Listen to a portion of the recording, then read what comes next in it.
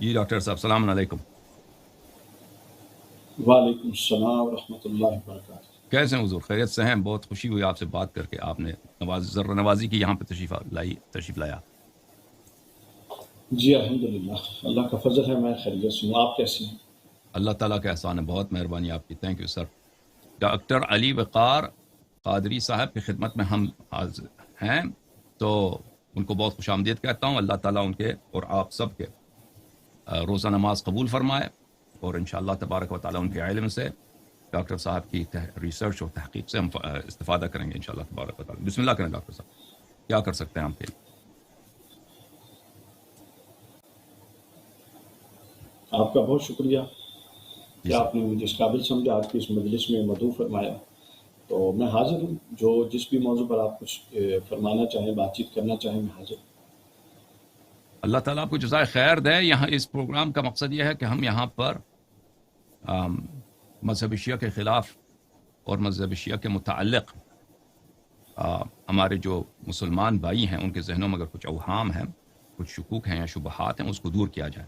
اور ہمارا موقف یہ ہے کہ مذہب سب مسلمانوں کے لیے متعین ہے اور واجب ہے اور فرض ہے کہ شیعہ اثنا عشری مذہب کی اتباع کریں، اور بقیہ سب جتنے مذاہب عالم اسلام میں وہ عقائد میں اور فروعات میں بدعات سے اور گمراہیوں سے خالی نہیں ہے. اور رسول پاک صلی اللہ علیہ وآلہ وسلم جو دین اللہ کی جانب سے لے کے آئے ہیں وہ وہی ہے جو شیعہ اثنا عشری اس کی اتباع کرتے ہیں، اہل بیت طاہرین علیہم الصلوۃ والسلام کے ماننے والے. رسول اللہ صلی اللہ علیہ وآلہ وسلم کے بعد رسول اللہ صلی اللہ علیہ وآلہ وسلم نے خود بنفس نفیس اپنے لسان اقدس سے متعدد بار اہل بیت طاہرین علیہم الصلوۃ والسلام کی امامت اور خلافت اور ان کی وجوب اتباع کی انہوں نے تصریح کی ہے، اور یہ مخالفین کے کتب سے بکثرت ثابت ہے. تو یہ ہمارا موقف ہے ڈاکٹر صاحب. اب لازمی بات ہے کہ مسلمانوں کی اکثریت اہل بیت طاہرین علیہم السلام کی اتباع نہیں کرتے. وہ کہتے ہیں ہم ان سے محبت کرتے ہیں لیکن اتباع ان سے نہیں کریں گے. اتباع سب سے کریں گے، صحابہ سے بھی کریں گے، اہل بیت علیہم السلام سے بھی کریں گے، بلکہ صحابہ کو وہ مقدم رکھتے ہیں اہل بیت علیہم السلام کو. تو ہمارا جو موقف ہے، اساسی موقف ہے، یہ یہی ہے کہ اہل بیت اطہار علیہم السلام رسول اللہ صلی اللہ علیہ وآلہ وسلم کے بعد اس امت کے واجب الاتباع اتھارٹی ہیں. اگر سب مسلمان اس بات کو مان لیں تو مسلمانوں کے درمیان اختلافات اور فتنے ختم ہو جائیں گے. تو ابھی یہ جو اساس ہے مذہب تشیع کا اور ہمارا ادعا کا، یہ ہمارا اساس ہے. اب اس بات کو سمجھنے کے لیے، اس بات کو رد کرنے کے لیے، یا اس بات کو کی دلائل کے لیے اگر آپ ہم سے گفتگو کرنا چاہیں، بسم اللہ، میں آپ کی خدمت میں حاضر ہوں. یا کوئی بھی اور موضوع آپ جو ہیں شیعہ مذہب کے متعلق، کیونکہ یہ پروگرام اسی لیے ہے کہ ہمارے مذہب کے خلاف اب یا ہم اس کے متعلق جو سوالات ہیں جی، ہم کوشش کریں ان کا جواب دیں. جی سر، بسم اللہ کریں. میں گزارش کرتا ہوں. دیکھیے، سب سے پہلے جو مقدمہ ہے اس کو تھوڑا درست کرنے کی ضرورت ہے.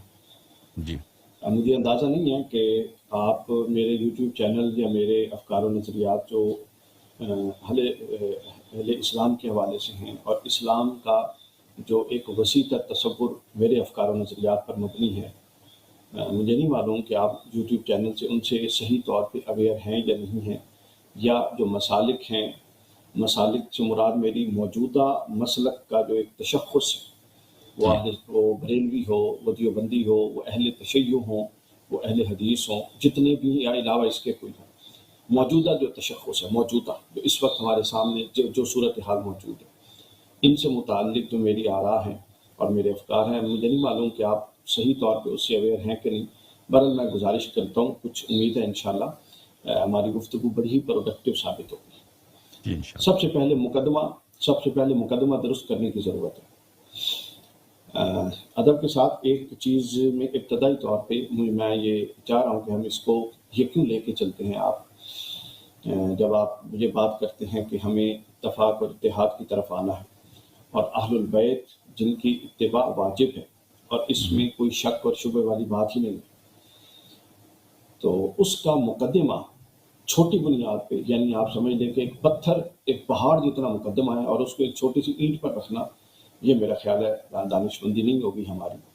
اصل چیز یہ ہے کہ دین اسلام ایک بنیاد ہے، دین اسلام کے کچھ اساسات ہیں. وہ سب سے بنیادی اساس ہے توحید، اس کے بعد اساس ہے رسالت، اس کے بعد اس کی اساس ہے آخرت، معاد. اہل اسلام کے نزدیک ان پر اتفاق ہے۔ ان میں سے اس کے بعد یہ ہے بنیادی اور اساسی مقدمہ اسلام کا جو قرآن مجید سے ثابت ہے، اور میں اتنی وہ بات کروں گا جس میں اہل سنت اور اہل تشیع میں کہیں پہ کوئی اگر ڈفرینس آف اوپینین ہو تو آپ بتائیے گا، میری رائے میں نہیں ہے۔ اچھا، تو یہ ہے ہمارا بنیادی مقدمہ قرآن کا، چونکہ قرآن ابتداً ایک ہی چیز ہمارے پاس ہے اور وہ ہے قرآن مجید، جس پر ہم نے مقدمے کو کھڑا کرنا، وہ ان تین چیزوں پر موجود ہے۔ اس کے بعد آ جاتی ہیں قرآن مجید کی توجیحات، قرآن مجید کی آیات یا قرآن مجید کے تصورات کی تفاسیر، قرآن مجید کے احکام سے متعلق تعبیرات۔ یہ وہ چیزیں ہیں جہاں پر جا کے ڈفرینس آف اوپینین ہوا اور ہوتا ہے، اور یہ عہد صحابہ کے دور سے موجود تھا، یہ کوئی آج کی بات نہیں۔ ڈفرینس آف اوپینین کو میں کبھی بھی غلط نہیں سمجھتا، اس میں ڈفرینس آف اوپینین ہمیشہ سے ڈفرینس آف اوپینین ہوگا، اور ڈفرینس آف اوپینین میں بھی کچھ ایریاز متعین ہیں، مثلا توحید کے اساسی تصور پر کہ اللہ وحدہ لا شریک ہے، اس کی ذات صفات میں کوئی ایک ہستی، بڑی سے بڑی ہستی بھی اس کے مد مقابل نہیں آ سکتی، نہ ہے، حتیٰ کہ حضور نبی اکرم صلی اللہ علیہ وسلم بھی اللہ کی کسی، مثلا بندہ بھی سمیع ہے، اللہ کا رسول بھی سمیع ہے، اور پھر خود اللہ بھی سمیع ہے، لیکن جس طور پہ اللہ سمیع ہے اس طور پہ نہ رسول سمیع ہے، نہ علی سمیع ہے، نہ مومنین سمیع ہے۔ تو لہٰذا یہ ایک متفق علیہ عقیدہ ہے، تمام اہل اسلام کے ہیں۔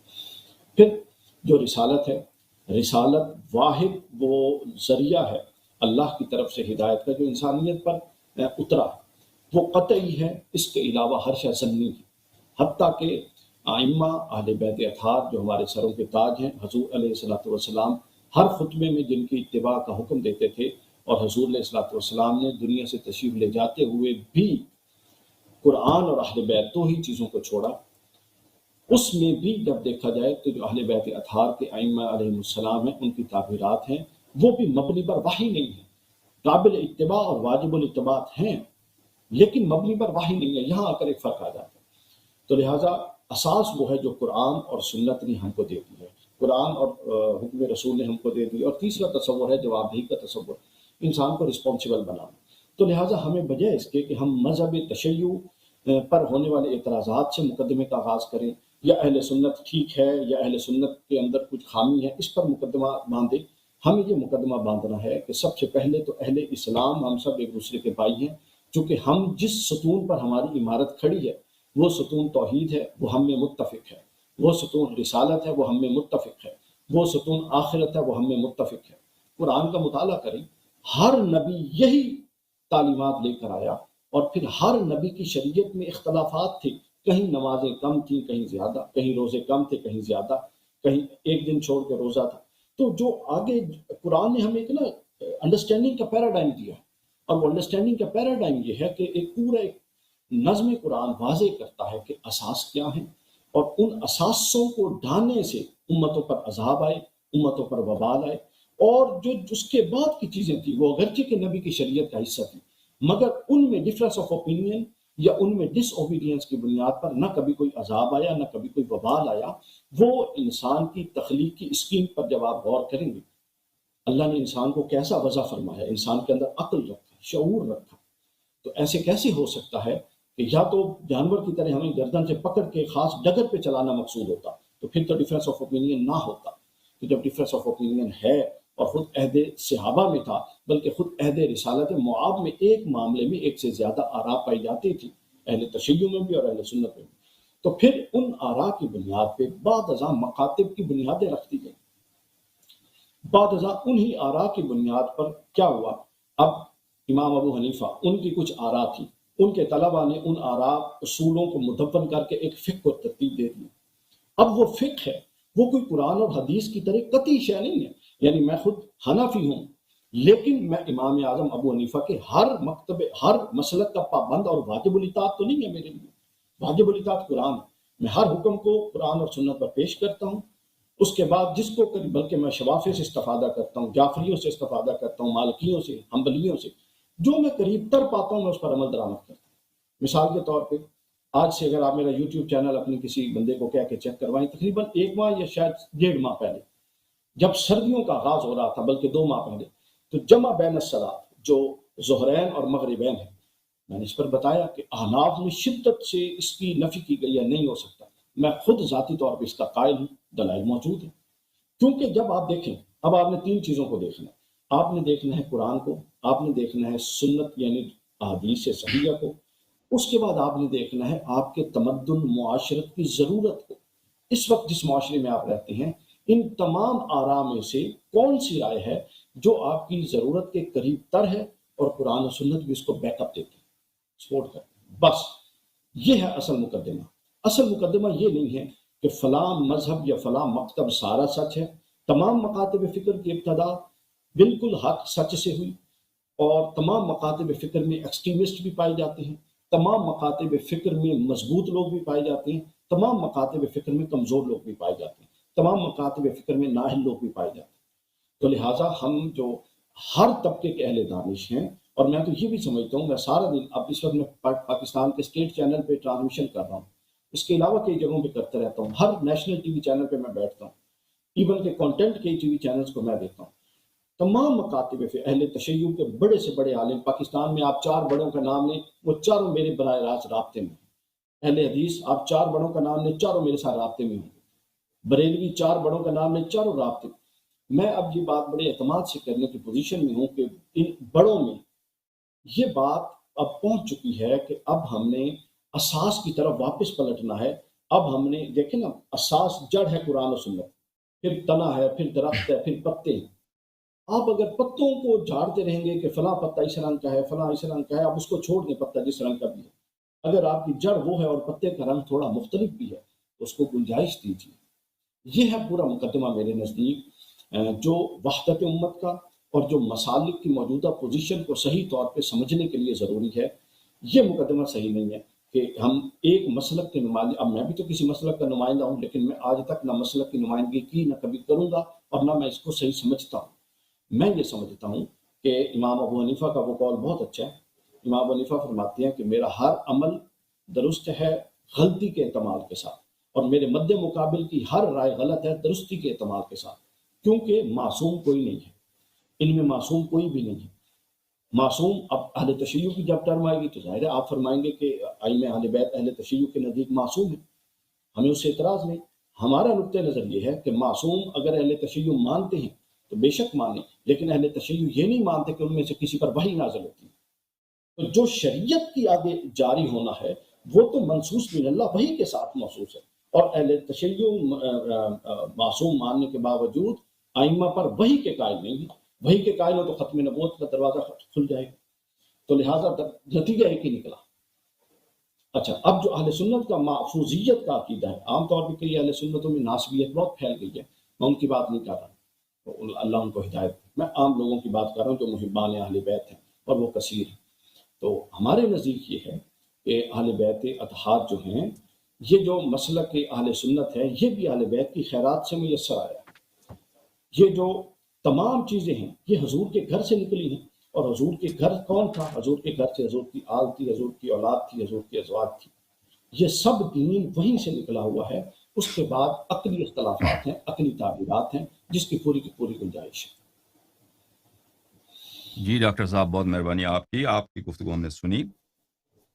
آپ تھوڑا اگر لاؤڈ بولیں گے، مجھے آواز میں تھوڑا مسئلہ آ رہا ہے، آپ تھوڑی اگر لاؤڈ بولیں گے تو مجھے آواز ذرا کلیئر آ جائے۔ جی، آپ نے جو باتیں کی ہیں آپ کا بہت شکریہ، خدا آپ کو جزائے خیر دے، تھینک یو سر۔ اور آپ جو اس اعتدال کے راستے پہ چل رہے ہیں اس کی داد دیتے ہیں، خداوند متعال سب کو توفیق عنایت فرمائے کہ افراط سے بچیں اور اعتدال کی طرف آ جائیں۔ اور آپ کی جو بات کہ اہل بیت علیہم الصلوۃ والسلام واجب الاتباع ہے، ایک اچھا ایڈمیشن ہے، ایک اچھا اعتراف ہے، ایک اچھا اقرار ہے، جس کی ہمارے مسلمان بھائی اکثر انکار کرتے ہیں کہ اہل بیت علیہم السلام واجب الاتباع ہیں۔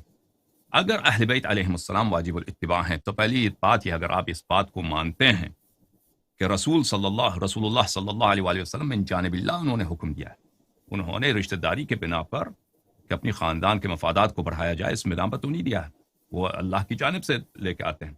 تو اللہ کا جب فرمان ہے کہ رسول صلی اللہ علیہ وآلہ وسلم کے بعد اہل بیت طاہرین علیہم الصلوۃ والسلام کی اتباع کیا جائے، تو یہ حکم صرف موجودہ دور کے امت کے لیے تو نہیں ہے، یہ رسول پاک صلی اللہ علیہ وآلہ وسلم نے اولاً بالذات صحابہ کو کہا ہے کہ تم ہم پہ واجب ہے کہ میری بعد اتباع کرو اہل بیت علیہم الصلوۃ والسلام. اور آپ جانتے ہیں کہ اہل بیت طاہرین علیہم الصلوۃ والسلام کے سر کے تاج رسول اللہ صلی اللہ علیہ وآلہ وسلم کے بعد امیر المؤمنین علی علیہ الصلوۃ والسلام ہے. تو اب سب صحابہ کا امام، تو آپ کے اپنی اعتراف سے قضیہ ختم ہے، بات ہی ختم ہے. آپ اپنے بات کے اگر مواقع اگر آپ کا عقیدہ یہی ہے کہ رسول اللہ صلی اللہ علیہ وآلہ وسلم نے بارہا فرمایا اور ہر خطبے میں فرمایا، جیسے آپ کے اپنے الفاظ ہیں کہ میرے بعد میری امت قرآن اور اطرت کی اتباع کریں، اگر آپ کا جملہ یہی ہے تو اس کے لوازم پہ بھی ایمان لانا ضروری ہے. اس بات کا مفہوم بھی ہے، ایسے ہی کوئی ایسا بے معنی جملہ تو توڑی ہے. اس کا واجب الاتباع ہونا پوری امت کے لیے، بالخصوص اصحاب کے لیے. جب آپ نے یہ مان لیا کہ واجب الاتباع ہے تو پھر سب صحابہ کا امام، سب صحابہ کا پیشوا، اللہ کی جانب سے منصوص، اللہ کی جانب سے معین کون ہے؟ امیر المؤمنین علی علیہ السلام. اس کے علاوہ کوئی چارہ نہیں. اور اس کے بعد آپ کو یہ اعتراف کرنا پڑے گا کہ جن لوگوں نے تقدم کیا ان پر، جن کے خلافت پہ کوئی نص نہیں ہے، جن کے خلافت پہ کوئی نص نہیں ہے، انہوں نے اپنے لیے خلافتیں بنائی ہیں، وہ بغیر نص کے، اور وہ نص کے خلاف ہیں. وَمَن لَمْ يَحْكُمْ بِمَا أَنزَلَ اللَّهُ فَأُولَٰئِكَ هُمُ الظَّالِمُونَ فَأُولَٰئِكَ هُمُ الْفَاسِقُونَ. سورہ مائدہ میں فَأُولَٰئِكَ هُمُ الْكَافِرُونَ. بغیر جس پہ نص ہے، جس پہ نص ہے، جس کو آپ خود کہتے ہیں کہ رسول پاک صلی اللہ علیہ وسلم اپنے ہر خطبے میں تاکید کرتے تھے کہ ان کی اتباع کرو، قرآن کا ہم پر لگ دہ کر جس طرح قرآن واجب الاتباع، ان کی اتباع کرو. آپ نے ابھی خود کہا ہے، ٹھیک ہے نا، ابھی آپ نے خود فرمایا، تو اس بات کے لوازم پہ بھی اتباع بات کرو نا. جن لوگوں نے رسول پاک صلی اللہ علیہ وآلہ وسلم کے حکم کی پامالی کی ہے تو پھر ان کے احترام کیوں کرتے ہو، ان کی تکریم کیوں کرتے ہو، ان سے دین کیوں لیتے ہو، ان کی اتباع کیوں کرتے ہو؟ جس کی پیغمبر صلی اللہ علیہ وسلم اجازت دیں، ابھی بتاتے ہیں، جن کو رسول پاک صلی اللہ علیہ وسلم نے فرمایا ان کو اتباع کرو، ان کی اتباع نہیں کرتے ہیں. اور جنہوں نے رسول پاک صلی اللہ علیہ وسلم کی اسی حکم جن کا آپ نے اعتراف کیا اور آپ نے کہا کر چینل پہ جا کے یہی بات کرتے ہیں. بہت مہربانی آپ کی ڈاکٹر صاحب، میں بہت آپ کو شکریہ ادا کرتا ہوں. اور اگر میرے لہجے میں اگر کچھ سیریسنس ہے تو قضیہ بڑا سیریس ہے، اور یہ قضیہ بڑا جدی ہے، عظیم قضیہ ہے، تو ان کی کیوں اتباع کرتے؟ پھر آپ نے کہا بہت ساری باتیں کی کہ اہل بیت علیہ الصلوۃ والسلام کا جو کلام ہے،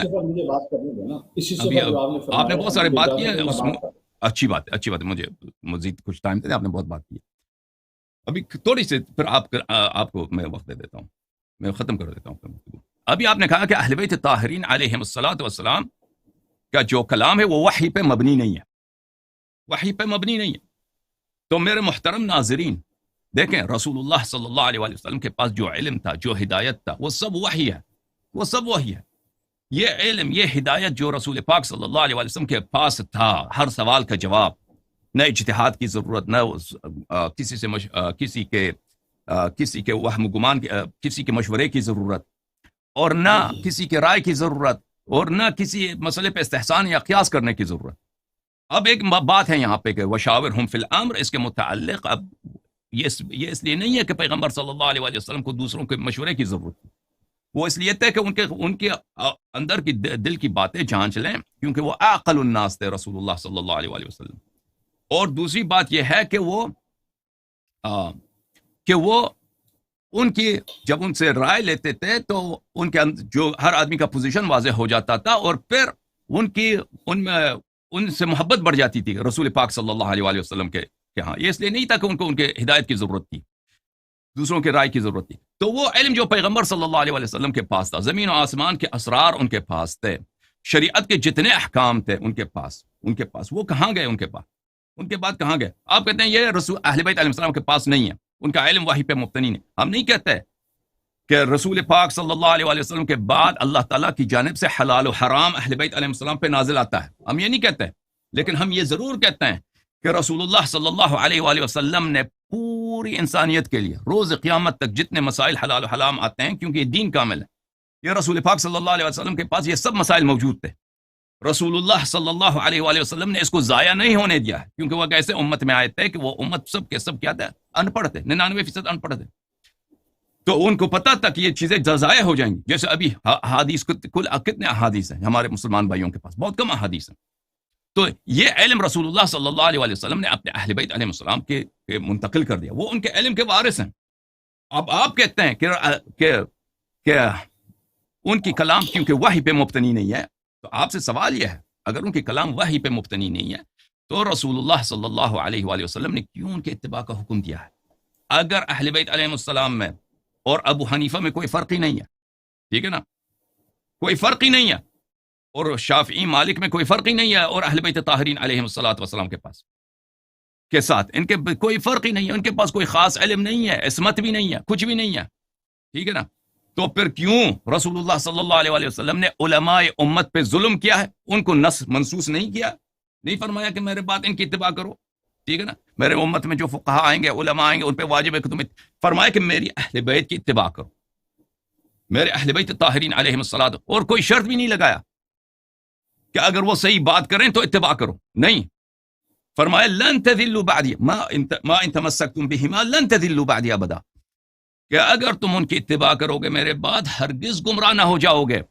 اہل بیت طاہرین علیہ السلام کے عصمت کے بہت سارے دلائل ہیں، ایک دلیل عصمت کی یہی ہے ڈاکٹر صاحب، یہ کلام رسول صلی اللہ علیہ وآلہ وسلم ہے۔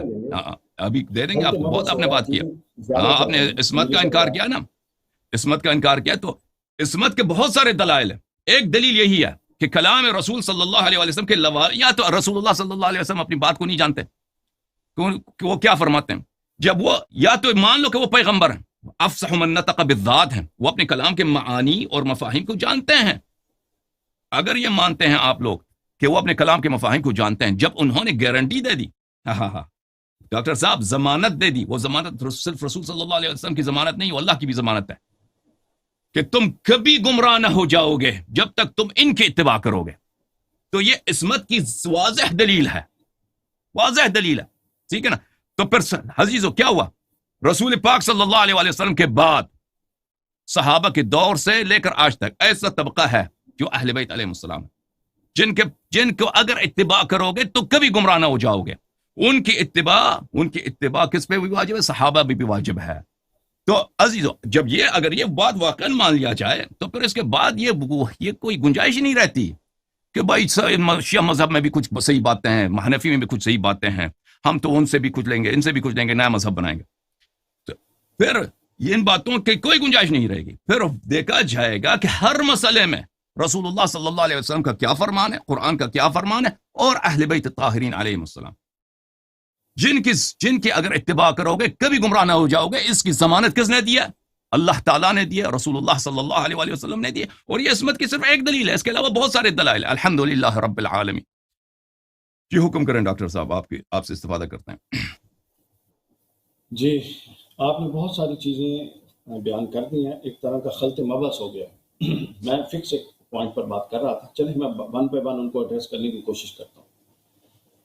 نمبر ون، آپ نے میں بات کرتا جاتا ہوں، ساری باتیں اس میں انشاءاللہ ہو جائیں گی۔ سب سے پہلے آپ نے کہا کہ ابو حنیفہ میں اور ائمہ اہل بیت میں آپ کے نزدیک فرق ہی نہیں ہے۔ کس نے کہا؟ میں نے تو ایسی کوئی بات نہیں کی۔ ائمہ اہل بیت کی قدموں سے یہ باقی فقہ نکلے ہیں، اور ائمہ اہل بیت کی تعلیمات سے یہ سب کچھ نکلا ہے، تو یہ بات میں نے نہیں کی، اس کی آپ اصلاح فرما لیجیے۔ میں نے یہ بات بالکل نہیں کی کہ امام شافعی، محمد بن حنبل، امام مالک، یہ اور ائمہ اہل بیت میں کوئی فرق نہیں۔ ائمہ اہل بیت میں اور ان میں فرق ہے، یہ ائمہ اہل بیت کے قدموں میں بیٹھ کے سیکھنے والے لوگ ہیں، اور خود امام ابو حنیفہ کا اس حوالے سے قول بھی معروف ہے، یہ بات ختم ہو گئی۔ دوسری بات آپ نے یہ فرمائی وشاورہم فی الامر، جو قرآن مجید کی آیت ہے، اس کی آپ نے جو تعبیر کی وہ بڑی گول مول کر کے اس سے گزرنے کی کوشش کی ہے۔ تو اس سے مراد یہ تھی، اس سے مراد یہ نہیں تھی، یہ قرآن کی نص ہے، اور قرآن مجید نے حکومت سازی کے حوالے سے، اب آپ نے جو کہ بات براہ راست آپ خلافت پر لے آئے ہیں تو میں بتا دیتا ہوں، قرآن مجید نے حکومت سازی کے حوالے سے کوئی پیٹرن ہمارے سامنے نہیں رکھا، یہ بات ذہن میں رکھ لیجیے۔ آپ نے اپنی گفتگو میں ہدایت، خلافت، امامت اور سیاست، ان چار جو الگ الگ ٹاپکس ہیں، ان کو خلط مبحث کر کے ملا دیا، ایک حصہ ادھر سے لیا، ایک حصہ ادھر سے لیا، ایک حصہ ادھر سے لیا، اور ان کو جوڑ کے ایک نیا تصور وضع کر دیا۔ ایسا نہیں ہے۔ ہدایت ایک الگ پیراڈائم ہے پورا کا پورا، خلافت ایک الگ پیراڈائم ہے، امامت الگ پیراڈائم ہے، اور سیاست الگ پیراڈائم ہے۔ سب سے پہلے جو آپ نے وشاورہم فی الامر کی تعبیر کی، آپ خود اپنی ریکارڈنگ سنیے گا، آپ نے اس سے بالکل یوں گزرنے کی کوشش کی ہے۔ وہ نہیں نبی تھے، ان کو کسی کی ہدایت کی ضرورت نہیں تھی، یہ بات آپ اور مجھ سے زیادہ اللہ کو پتہ ہے کہ ان کو ہدایت کی ضرورت، کسی سے ڈکٹیشن کی ضرورت نہیں۔ اس کے باوجود نص قرآنی ہے وشاورہم فی الامر، اہم امور میں مشاورت کرے، یہ سنت کو جاری کرنے کے لیے تھا۔ یہ سن لیجئے، رسول اللہ کو اس کی حاجت ہرگز نہیں تھی، لیکن ضروری نہیں ہے کہ ہر حکم رسول اللہ کے لیے ہو۔ بعض احکام ایسے ہیں جو رسول اللہ نے بطور سنت جاری فرمانے تھے، اس کی رسول اللہ کو حاجت نہیں تھی، تو یہ وشاورہم فی الامر سنت کے طور پہ جاری فرمایا، اور اس سے سنت جاریہ جو قرآن مجید کی نص سے ثابت ہے، اس پر خلافت کا انعقاد ہوا، نمبر 1۔ نمبر 2، جس طرح رسول اللہ صلی اللہ علیہ وسلم نے فرمایا کہ اپنا کیا قرآن دوبارہ مجید فرمائیں، میں دوبارہ تمہیں دو فرمائیں چیزیں چھوڑ ڈاکٹر جا صاحب، رہا ہوں۔ ڈاکٹر صاحب، شاور ہم فی میری بات الامر سے، مکمل ہونے دیں، میری نہیں بات ذرا آپ مکمل، نہیں میری نہیں بات شاور ہم فی مکمل ہونے الامر دیں سے نا، خلافت کا کیا تعلق ہے؟ دوبارہ میری بات تو اس کا مکمل توضیح ہونے دے دیں نا، دیجیے، پھر سمجھ آ جائے گا، میری بات مکمل ہونے دیں، پھر سمجھ آ جائے گا کیا تعلق ہے۔ دوسری آپ میری سمجھا دیں گزارش نا، یہ ہے کہ اس پر توضیح دے دیں کہ اس کا خلافت سے کیا میں تعلق ہے۔ وہی عرض کرنا میں وہی عرض کرنے لگا ہوں۔ تو وہ شاورہم فی الامر کس لیے تھا پھر، اگر خلافت سے اس سے تعلق نہیں تھا؟ بات سن لیجیے، اللہ کے رسول نے جہاں پر حدیث ثقلین فرمائی کہ میں تم میں اہل بیت اور قرآن چھوڑ کے جا رہا ہوں، وہیں پہ فرمائی علیکم بسنتی و سنت الخلفاء الراشدین المہدیین، میری اتباع کرنا اور میرے بعد ان خلفاء کی جو راہ حق پر رہیں گے۔ ہم اہل سنت حضرت ابوبکر صدیق سے لے کر حضرت امام حسن علیہ السلام تک، جو نص سے بخاری، مسلم اور بہت ساری اہل تشیع کتب میں بھی غالباً یہ موجود ہوگی، جو 30 سالہ خلافت کا اشارہ تھا، اور اس کے بعد وہی ایک بندہ، جس طرح حضرت ابوبکر ظاہراً ایک بندے تھے، ظاہراً حضرت عثمان ایک تھے، ظاہراً حضرت عمر، حضرت علی ایک انسان تھے ظاہراً فرنٹ پہ، اسی پیراڈائم میں جب ملوکیت کا دروازہ کھلتا ہے امام حسن کے بعد، تو ہم اس کو اون ہی نہیں کرتے، ڈس اون کرتے ہیں۔ تو آخر وہ کوئی تو اصول تھا نا، جس اصول کی بنیاد پہ ہم اس کو اون کر رہے تھے، وہ اصول کیا تھا وہ سن لیجیے۔ قرآن نے 4 اصول بتائے ہیں، اصول سیاست، جس پر قرآنی نظام حکومت اور اسلامی نظام حکومت اور نبوی نظام حکومت کھڑا ہوگا۔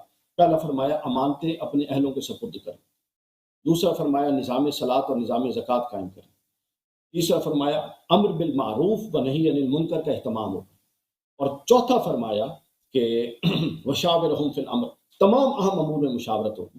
اور ان چاروں چیزوں کو اگر بیک اپ دے گی کوئی بھی حکومت، وہ ایک فرد کی خلافت کی ہوگی، وہ جمہوریت کی ہوگی، وہ جو بھی ہوگی، اس کو ہم قرآن اور سنت کی روح سے اسلامی حکومت کہہ سکتے ہیں۔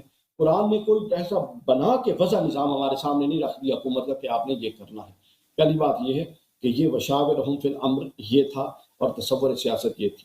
دوسرا آپ نے کہا خلافت منسوس نہیں ہے، بالکل نہیں ہے، خلافت کو منسوس کون مانتا ہے؟ یہ تو ایک حادثاتی انداز سے ہوئی، لیکن جب اس پر اجماع ہو گیا، اتفاق ہو گیا، امت کی اکثریت اس میں شامل ہو گئی، حتیٰ کہ حضرت مولا کائنات حضرت علی نے، جو علی جا کے بعد ازاں اہل شام کے خلاف تلوار اٹھا سکتا ہے، اس علی کی تلوار اس وقت کہاں تھی جب ابو بکر خلیفہ بنے، عمر خلیفہ بنے، عثمان خلیفہ بنے، اور یہ 4 راتوں کا قصہ نہیں ہے، یہ 4 دہائیوں کا قصہ ہے۔ تو اگر حضرت علی نے اس کو ڈسون کیا ہوتا، کوئی ایک اہل سنت، اہل تشیع کی ٹوٹی موٹی کمزور باتوں کے علاوہ مضبوط بات بتائیں کہ حضرت علی نے یہ مضبوط اقدام کیا تھا خلافت راشدہ کے خلاف، تو اس کو ڈسون کرتے تھے۔ بالکل نہیں ہے، یہ بالکل فضول بات ہے، حضرت علی نے اس کو ڈسون نہیں کیا۔ ہاں آپ یہ کہہ سکتے ہیں حضرت علی کو، حضرت علی کی حضرت علی حقدار تھے، یہ تو میں بھی کہہ سکتا ہوں، اس میں کون سی حرج والی بات ہے؟ حضرت علی موسٹ ڈیزرونگ تھے، یہ تو میں بھی کہہ سکتا ہوں، اس میں کون سی حرج والی بات ہے؟ لیکن ان چیزوں سے خلافت راشدہ کا باطل ہونا نہیں، معیار حضرت علی ہیں، حضور نے حضرت علی کو معیار بنایا۔ مجھے ایک ایسا اقدام بتائیے، کمزور باتیں نہیں کرنی، حضرت علی نے خلافت راشدہ کے خلاف فلاں اقدام کیا، امام حسن نے خلافت راشدہ کے خلاف فلاں اقدام کیا، امام حسین نے خلافت راشدہ کے خلاف فلاں اقدام کیا، حضرت علی کے وہ صحابی جن کو اہل تشیع بھی مانتے ہیں، حضرت سلمان، حضرت مقداد بن اسود اور باقی تمام، انہوں نے خلافت راشدہ کے خلاف کیا اقدام کیا؟ کنسیڈریبل اقدام بتائیے۔ انفرادی آراء، سیاست میں اتفاق یا اختلاف یہ چلتا رہتا ہے، یہ آپ سوال نوٹ کر لیجیے۔ اگلی بات ہے یہ اس کے بعد آپ نے ائمہ کی عصمت کو اتباع سے جوڑا، ٹھیک ہے، اتباع۔ اب مجھے ایک بات بتائیے، میرا یہ دعویٰ ہے کہ ہم ائمہ اہل بیت کی اتباع کرتے ہیں، اب آپ کے مطابق اتباع ہو یہ کہاں سے ثابت ہوگا؟ میں کہتا ہوں کہ مولا علی پر تو میری جان قربان، امام حسن اور امام حسین پر، اور ان کی جو روایات اور جو ان کے اقوال ہم تک صحیح سند سے پہنچے ہیں وہ ہمارے سر آنکھوں پر۔ اب آپ ہمیں باؤنڈ کریں کہ نہیں، حضرت علی اور مولا کائنات اور اہل بیت کا مذہب اور اہل بیت کے آراء صرف وہ ہیں جو آپ کے پاس ہیں، اس کی تو آپ کے پاس بھی دلیل کوئی نہیں، بلکہ اہل سنت میں تو روایت کے اہتمام کا آپ کو پتہ ہے کس طرح سے ہے۔ اور اہل تشیع میں آپ کبھی جائیں اپنی مجالس میں، وہاں تو شرک سے بات شروع کرتے شرک پہ ختم کرتے ہیں، اور وہاں تو ہوتا یہ ہے کہ حضرت امام حسین علیہ السلام کی شہادت کا تذکرہ کرتے ہوئے یا بڑے بڑے شعراء ہیں، شوکت رضا شوکت اور فلاں ٹھمکا، آپ جانتے ہیں سب کو، سر وہ جس طرح کا ان پر شعر کی آمد ہوگی وہ پورا واقعہ کربلا اس کے مطابق ڈھال دیتے ہیں. موضوع روایات جتنی وہاں پر بیان ہوتی ہیں میں نے ان کانوں سے سنی ہے. ایک بندہ کہتا ہے کہ اگر علی ید اللہ ہے، اگر علی عین اللہ ہے، ٹھیک ہے، اللہ کے ہاتھ علی کا ہاتھ، اللہ کا چہرہ علی کا چہرہ، تو تھوڑا تھوڑا کر کے مانتے ہو، کٹھے ہی مان لو علی اللہ ہے. تو مجھے ایک بات بتائیں کہ باقی باتیں جس کو آپ لے کے چل رہے ہیں، جو کہ میں نے جس طرح پہلے بتایا، وہ دین کے اساس کا معاملہ بھی نہیں ہے، وہ دین کے اساس کا معاملہ ہے، توحید و رسالت. ٹھیک ہے، ان باتوں جن کو آپ لے کے چل رہے ہیں، جس میں کفر و شرک اور مدار نجات نہیں ہے، اس پر آپ بات کیوں نہیں کرتے کہ آپ لوگوں کے ہاں جو کمزور علمی روایت چل پڑی ہے اور اس پر علماء اہل تشیع کی گرفت نہیں ہے، اور وہ لغویات اور وہ روایتیں بیان کرتے ہیں، مطلب بندے کو حیرت ہوتی ہے، کوئی ایک سمجھدار اہل تشیع بھی وہاں پہ نہیں بیٹھتا اس طرح کی بات. تو کہنے کا مقصد یہ ہے میری جان، یہ کمزوریاں ہر جگہ پر ہیں. خلافت کا مقدمہ میں نے آپ کے سامنے رکھ دیا. دوسری بات میں نے بتا دی، ابو حنیفہ اور جعفر صادق علیہ السلام ہرگز ایک جیسا نہیں سمجھتے. تیسری بات میں نے بتا دی کہ میرا یہ دعویٰ ہے کہ ہم اہل بیت کے پیروکار ہیں، لیکن اہل بیت کے پیروکاری آپ کے طریقے سے ہوگی، یہ جو آپ بتائیں گے وہی اہل بیت کا پیروکار ہونا ثابت ہوگا. یہ کہاں سے ثابت ہے؟ اس کی کوئی دلیل کسی کے پاس نہیں. ختم بات آپ کی ڈاکٹر صاحب، ختم بات ہے ڈاکٹر صاحب آپ کی. جی آپ آگے فرمائیے. اچھا، ڈاکٹر صاحب نے اپنی گفتگو کا آغاز اس طرح سے کیا، میں نے صحیح سمجھا آپ کی بات کہ آپ نے کہا کہ اہل بیت علیہم السلام واجب الاتباع ہیں، پوری امت کے لیے واجب الاتباع. آپ نے شروع میں یہی کہا تھا، اپنے مقدمے میں یہی فرمایا میں تو تھا. اب بھی کہہ رہا ہوں، اچھی بات. تو اس میں کوئی ایکسیپشن بھی ہے، استثناء بھی ہے اس میں یا نہیں ہے؟ نہیں، کوئی استثناء نہیں. تو ابو بکر پہ واجب تھا کہ وہ اہل بیت علیہ السلام کی اتباع کریں، عمر پہ واجب تھا اہل بیت علیہ السلام کی اتباع کریں، عثمان. پکڑ لی نا، میں بتا رہا ہوں کہ اہل بھائی بیت اگر پر جی سمجھائیں آپ ہمیں. ہم پر واجب ہے، علیکم بسنتی و سنت الخلفاء الراشدین المہدیین، یہ بھی ہم پر واجب ہے. مجھے یہ بتائیے، کیا آپ سے زیادہ علی کو اس بات کا، مولا علی کو نہیں پتا تھا؟ وہ باتیں آ جائیں گی ڈاکٹر صاحب. ڈاکٹر صاحب، خلفاء الراشدین المہدیین یہ کب سے یہ ابو بکر عمر کا، یہ کس کتاب میں لکھا ہے کہ ان کا یہ لقب ہے؟ ابو بکر عمر کا کہاں سے خلفاء الراشدین المہدیین؟ یہ کب سے؟ کوئی حدیث ہے؟ یہ کوئی حدیث ہے کہ ابو بکر عمر؟ اچھی بات. اب مجھے بات کرنا ہے، اچھی بات. جی آپ فرمائیے. جی، اگر ہم مان بھی لیں نا کہ علیکم بسنتی و سنت الخلفاء الراشدین المہدیین، تو آپ کے پاس جو اہل بیت علیہم السلام، یہ تو ایک حدیث ہے، جو اہل بیت الطاہرین علیہم السلام جن کی اتباع سب امت پہ واجب ہے. آپ نے خود کہا کہ اس پہ کوئی ایکسیپشن نہیں ہے، کوئی استثناء نہیں ہے. پھر جب ابو بکر عمر کی بات آئی تو پھر آپ کو یاد آ گئی کہ علیکم بسنتی و سنت الخلفاء الراشدین المہدیین. تو آپ کے پاس اب یہ جب آپ کی باری آئے گی ڈاکٹر صاحب، اس سوال کو نوٹ کر لیجئے کہ کون سی دلیل ہے آپ کے پاس، کہ کون سی دلیل ہے آپ کے پاس کہ یہ خلفاء الراشدین المہدیین یا اہل بیت الطاہرین علیہم السلام نہیں ہیں، جن کو بار بار آپ نے کہا کہ ہر خطبے میں فرماتے تھے کہ میری بات قرآن مجید اور اہل بیت علیہ السلام کی اتباع کرو. جو ہر خطبے میں فرماتے تھے، دیکھو عزیز و عقل بھی کوئی چیز ہے، ہر خطبے میں فرماتے تھے کہ میرے بعد میں قرآن مجید اور اہل بیت علیہ السلام کی اتباع کرو، وہ خلفاء راشدین المہدیین نہیں ہیں اور اجنبی لوگ. وہ کیسے لوگ عزیزو؟ میں آپ کی خدمت میں دکھاؤں کہ کیسے لوگ، کن لوگوں کو یہ خلفاء راشدین المہدیین مانتے ہیں. بہت اچھی بات کر رہے ہیں. ابھی آپ مجھے گفتگو کرنا ہے. جو آپ سے سوال کیا تھا اس سوال کا تو آپ نے جواب نہیں دیا. جو میں نے آپ سے سوال کیا کہ وہ شاورہم فی الامر، ذرا اس کو بیان کیجئے کہ اس کا خلافت سے کیا تعلق. آپ نے کہا کہ سوچ لے سمجھ آ جائے گی. جو آپ سے پوچھا تھا اس کا تو آپ نے جواب نہیں دیا. جو اب میں نے نہیں پوچھا اس کے متعلق آپ بات کرنا چاہتے ہیں نا.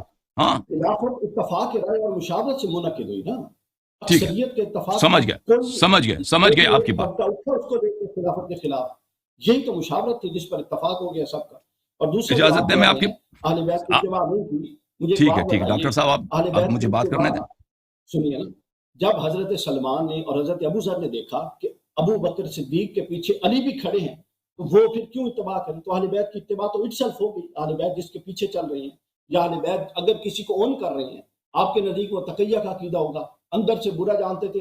ہم تو اس عقیدے کو مولا کائنات کی شان کے خلاف سمجھتے ہیں. تو آپ بنیاد پر بات کیجئے نا. وہ بتائیے ریزسٹنس جو حضرت علی نے خلافت راشدہ کے خلاف کی تھی وہ بتائیے. سمجھ گیا نا باتیں. آپ نے ایک ہی سوال تو نہیں کہ آپ نے بہت سارے باتیں کی ہیں، تو ایک کا جواب دوں گا تو اس پہ پہنچ جاؤں گا. اجازت دیں. یہ کہتے ہیں جی کہ فرمائیے۔ ہم فقہ ابو حنیفہ جو ہے وہ فقہ شافعی مالکی یا اہل بیت علیہ السلام سے ماخوذ ہے اور ہم ان کو ایک جیسا نہیں سمجھتے. میرے معزز ناظرین، یہ ایک عوام فریبانہ والی بات ہے کہ ابو حنیفہ کا فقہ اہل بیت علیہ السلام سے ماخوذ ہے. یہ کوئی ایسی بات نہیں ہے کہ ان کا فقہ اہل بیت علیہ السلام سے ماخوذ. نہ ابو حنیفہ نے یہ کبھی بات کہی ہے. لیکن آپ حکم نہ لگائیں، میں اجازت نے دے بات اصول کرنے پر کی، بات کی، اجازت آپ بات حکم کرنے کی، لگا رہے ہیں، اجازت بات کرنے آپ کی. ججمنٹل نہ فرمائیں نا، آپ اپنی رائے دیں، آپ ججمنٹل نہ فرمائیں، میں نے کوئی بات ججمنٹل نہیں کی. وہ بھائی وہ آپ نے کہا اپنی کہ ان سے رائے ہے. ماخوذ ہے، آپ نے کہا ہے کہ ان کی فقہ اہل بیت علیہ السلام سے ماخوذ ہے، تو اس کا جواب دل سن لو. ابھی آپ نے یہ ججمنٹ دیا، اپنے فتویٰ دے دیا، اپنے رائے کا اظہار کیا کہ ان کی فقہ ان سے ماخوذ ہے بغیر کسی دلیل کے. عرض یہ ہے کہ یہ ایک عوام فریبانہ والی بات ہے، عوام میں مشہور کر دی گئی ہے کہ انہوں نے اہل بیت علیہ السلام سے لیا. اگر آپ چاہتے ہیں کہ ہم ابو حنیفہ کا پروندہ کھول دیں، ان کا پروفائل کھول دیں آپ کی کتابوں سے، خطیب بغداد سے کتاب تاریخ بغداد سے کھول دیں، پھر وہ تو واضح ہو جائے گا کہ وہ اس کو ابو حنیفہ کی جو مکتب ہے وہ کہاں سے ماخوذ ہے. وہ اپنی کتابوں میں جا کے دیکھ لو. وہ اگر آپ چاہتے ہیں ہم دکھا دیں آپ کو تھوڑی بہت کہ آپ کے اپنے علماء، ان کے اپنے معاصرین ان کے متعلق کیا کہتے ہیں نا. کوئی کسی بات کی دلیل بھی ہونی چاہیے عزیزو کہ فلانے نے اہل بیت علیہ السلام سے اخذ کیا. ٹھیک ہے نا. اگر اخذ بھی کی ہے تو آپ ان کو چلے مان بھی لیتے ہیں نا اس نے اخذ کیا، تو آپ جو مصدر ہے، منبع ہے، ان سے کیوں نہیں لیتے؟ آپ شاگرد کے پیچھے پڑے ہوئے جن کے متعلق آپ کے اپنے علماء نے ان کی تکفیر اور ان کی الا تفسیق وغیرہ وغیرہ بہت ساری باتیں کی.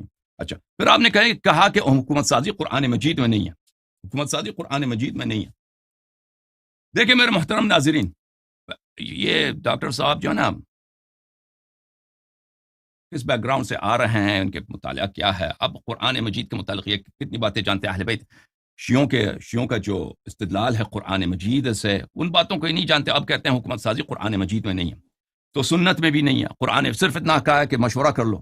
تو پھر اس دین سے ناقصتر کوئی دین، اس دین سے ناقصتر کوئی دین کچھ ہے کہ سب سے بڑا جو اختلافی مسئلہ ہے مسلمانوں کا وہ ہے مسئلہ امامت و خلافت. رسول اللہ صلی اللہ علیہ وآلہ وسلم نے اپنے مختلف خطبوں میں جو باتیں کہی ہیں میں آپ کی خدمت میں پیش کرتا ہوں، ملاحظہ فرمائیے. آپ قرآن مجید سے حکومت سازی دکھائیے. ٹھیک ہے، میں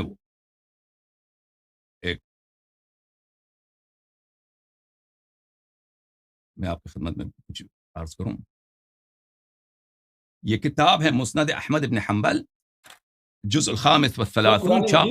اور بھائی صاحب آپ نے بہت ساری باتیں کی ہیں نا، آپ نے بہت ساری باتیں کی. ڈاکٹر صاحب آپ ایک منٹ، مجھے بھی بات کرنے تھے نا. اس طرح نہیں ہے کہ آپ جب مرضی آپ میری بات کاٹ دیں. ڈاکٹر صاحب پلیز آپ کی الکافی اٹھاتا ہوں جس میں روایت موجود ہے کہ قرآن صحیح نہیں ہے، وہ تو پھر بحث ہے نا. قرآن کی بات ہو رہی ہے، آپ قرآن سے دکھائیے یہ حکومت سازی قرآن میں موجود ہے. بس بھائی میں آپ کو عائشہ کا قول دکھا دوں. اصول موجود ہے.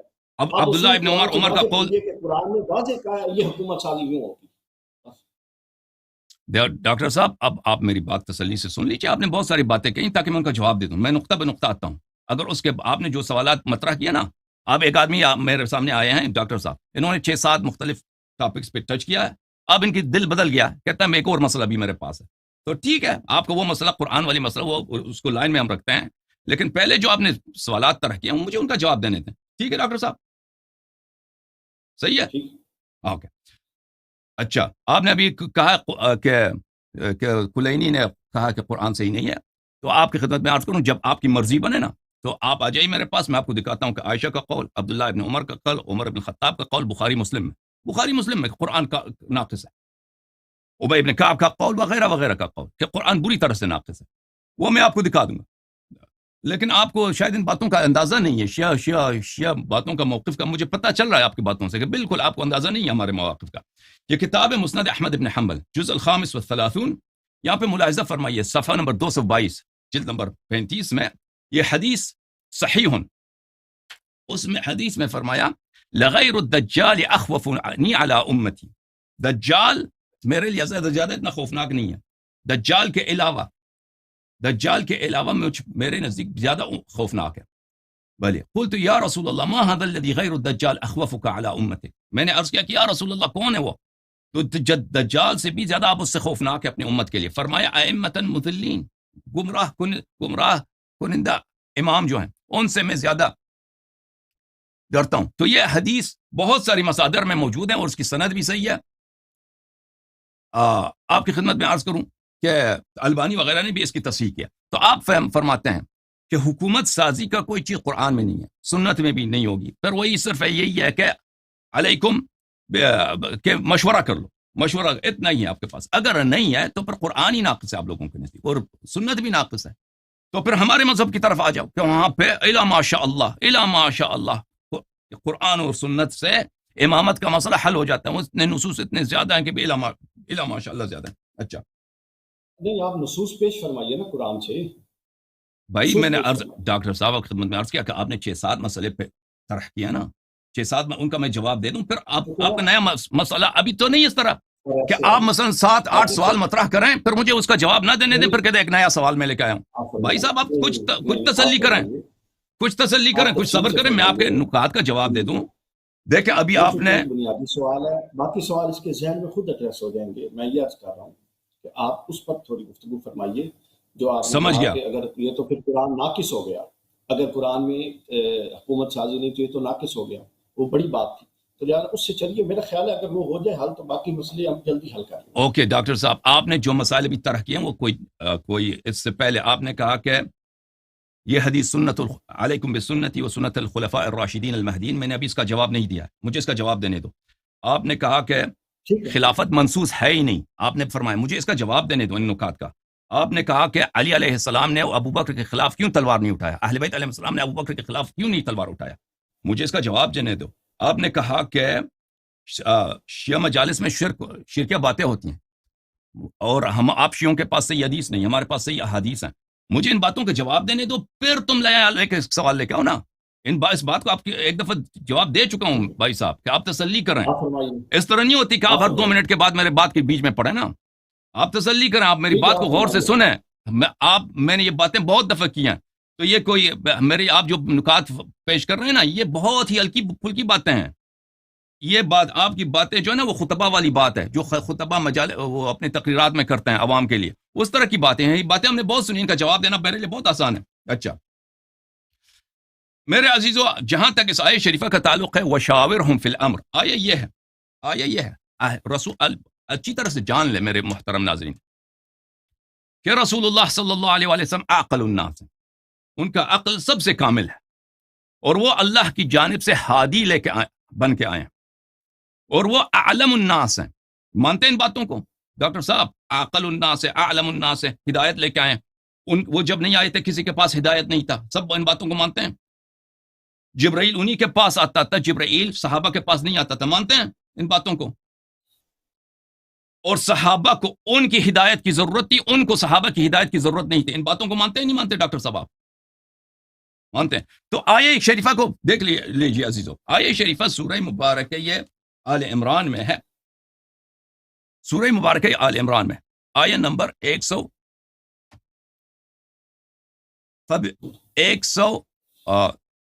ہے. فبما رحمت اعوذ باللہ من الشیطان الرجیم فبما رحمت من اللہ لنت لهم, اللہ کی رحمت سے آپ جو ہیں ان کے لیے نرم خو بنے ہیں. ولو كنت فظا غلیظ القلب لانفضوا من حولک, اگر آپ سخت ہوتے اور خشک مزاج ہوتے اور شدید مزاج کے بد اخلاق ہوتے, لوگ آپ کو چھوڑ کے چلے جاتے. آپ کے اخلاق بہت حسنا ہے. فاعف عنہم, ان کو معاف کرو. واستغفر لهم, اور ان کے لیے استغفار کرو. وشاورہم فی الامر, اور کام میں ان کا مشورہ لے لو. فاذا عزمت فتوکل علی اللہ, اور جب کسی بات پر تم اپنا فیصلہ کر لو تو اللہ پہ توکل کرو. ان اللہ یحب المتوکلین, اللہ تعالی متوکلین توکل کرنے والوں پر سے محبت کرتا ہے. میرے محترم ناظرین, اس آیت میں ایسی کوئی بات نہیں ہے کہ ان سے مشورہ کر لو, ان کے مشورے کو قبول کرو, یا آپ کو اس کی مشورے کی ضرورت ہے. یہ اس آیہ شریفہ میں آپ ہنس رہے ہیں. ابھی آپ مجھے بتائیں, ان اتبع الا ما یوحى الی, یہ تو قرآن مجید میں مکرر آیا ہے. دیکھیں عزیزو, رسول پاک صلی اللہ علیہ وسلم کس چیز کی اتباع کرتے ہیں؟ مختلف آیات میں اللہ تعالیٰ کی جانب سے پیغام ہے کہ حبیب کہہ دیجئے ان کو, ان اتبعو, کہ میں اتباع نہیں کرتا, الا ما یوحى الی, مگر اس چیز کی جو مجھ پہ وحی نازل ہوتی ہے. ٹھیک ہے نا؟ رسول اللہ صلی اللہ ان اتبع میں اتباع کرتا ہی نہیں الا ما یوحى الی. بات سنیں ابھی میری باری نہیں اجازت نہیں میں بات کر رہا ہوں. اب ان اتبع میں کبھی کسی کی اتباع نہیں کرتا الا ما یوحى الی مگر اس چیز کے کہ اللہ تعالیٰ کی جانب سے مجھ پہ وحی نازل ہوتی. یہاں پہ جو آیا ہے نا کہ ان سے مشورہ لے لو کیونکہ قرآن مجید میں ملاحظہ فرمائیے میں آپ کو دکھا دوں سورہ مبارک ہے یہ جو رسول پاک صلی اللہ علیہ وسلم کے اسم مبارک سے مسمى ہے سورہ محمد صلی اللہ علیہ وآلہ وسلم میں. اس میں یہ ہے ملاحظہ فرمائیے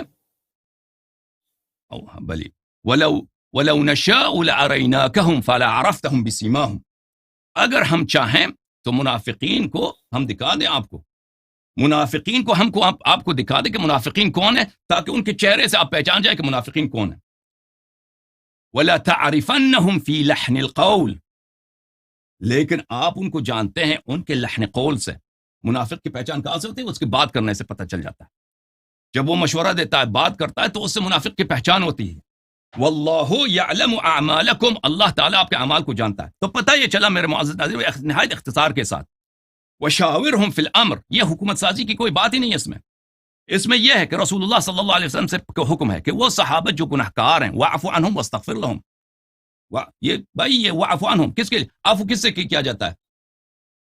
ڈاکٹر صاحب مجھے بتائیں عفو گناہکار کی جاتی ہے نا جس نے کوئی خطا کی کوئی غداری کیا. واعف عنہم ان کی استغفار کرو ان کو معاف کرو غلطیاں ہوں گی ان سے. وشاورہم فی الامر آپ طیب القول آپ لین المزاج آدمی ہیں. آپ بما رحمت من اللہ لنت لہم آپ مزاج جو ہے نرمی ہے ان سے مشورہ کیجئے. فَإِذَا عَزَمْتَ فَتَوَكَّلْ عَلَى اللَّهِ. حضرت بات مان نہیں رہی آپ کوشش بہت کر رہے ہیں لیکن بات بن نہیں رہی. اوکے اب آپ کی باری جب آئے گی نا آپ رد کیجئے. آپ صحابہ معصوم نہیں تھے. آپ کی باری جب آئے گی تو کہا گیا کہ ان کے لیے استغفار بھی کیجئے اور ان سے مشاورت بھی کیجئے. اس کی وہ تعبیر درست ہے جو میں نے کر دی ہے. میں نے یہ فرمایا ہے کہ رسول کا ہر عمل دیکھیں آپ میری بات کے بیچ میں آ گئے نا جب آپ کی باری آ جائے گی تو آپ گفتگو کر لینا. تو رسول اللہ صلی اللہ علیہ وسلم کہنے کا مقصد یہ ہے کہ اس آیت میں کوئی ایسا حکم نہیں ہے کہ رسول اللہ یہ آپ ثابت ہی نہیں کر سکتے. آپ یہ فرمائیں آپ مجھے دکھائیں کہ اس آیت میں کہاں ہے کہ ان کی مشورے کو مان لو. آپ مجھے دکھائیں. نہیں یہ کون کہہ رہا ہے مان لو. مشورہ کرنے کا حکم کس لیے ہے؟ مشورہ کرنے کا حکم دیا ہے لیکن ماننے کا حکم نہیں دیا. ٹھیک ہے نا میرا بھی یہی تھا. میرا بھی سنت اس کو جاری کرنے کا حکم دیا ہے. بطور سنت اس کو جاری کروایا ہے. سنت رسول بنا کے جو رسول جس کا قلب مبہت وحی ہے جس کے دل پر وحی آتی ہے اس کو بھی کہا ہے کہ آپ اہم امور میں مشورہ کریں. آپ کو احتیاج نہیں ہے لیکن آپ کے بعد مشاورت آپ کی سنت کے طور پہ جاری ہو جس کی بنیاد پہ یہ آگے اہم سمجھ گیا ڈاکٹر صاحب سمجھ گیا. پلیز اس طرح گفتگو نہیں ہوتی ہے.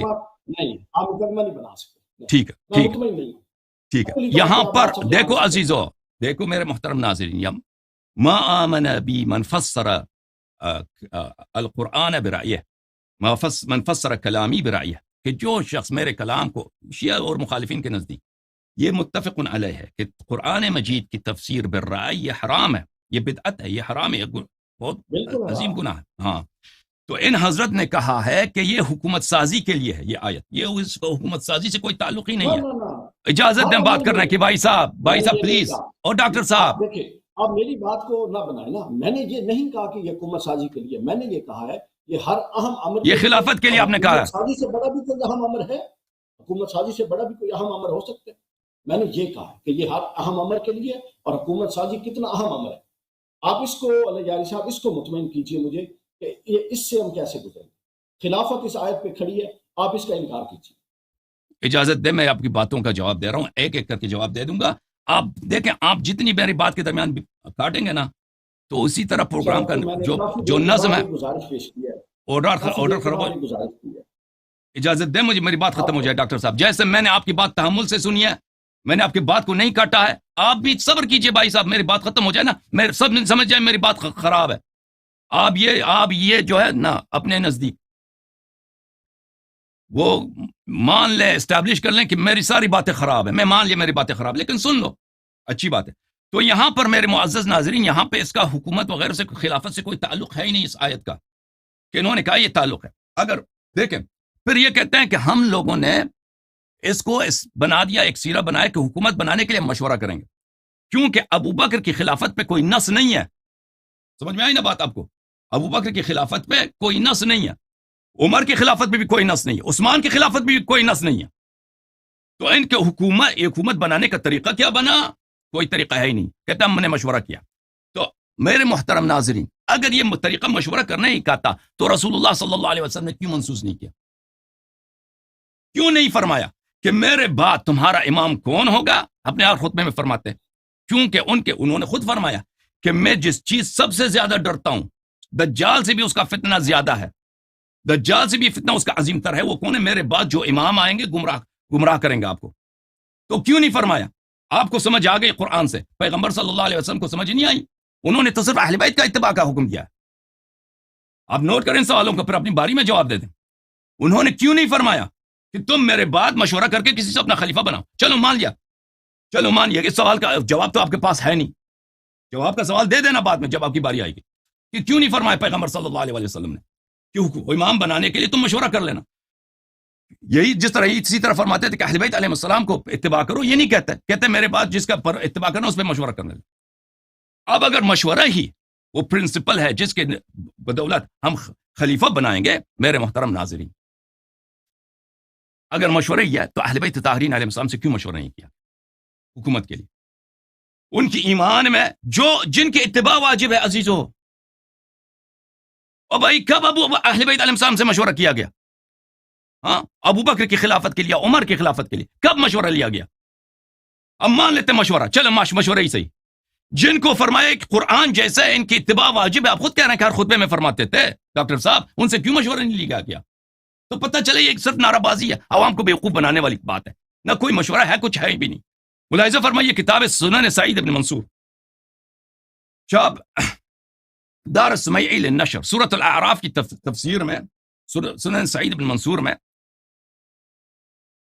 روایت یہ ہے، لما بلغ الناس ان ابا بکر يريد ان يستخلف عمر قالوا ماذا يقول لربه اذا لقيه.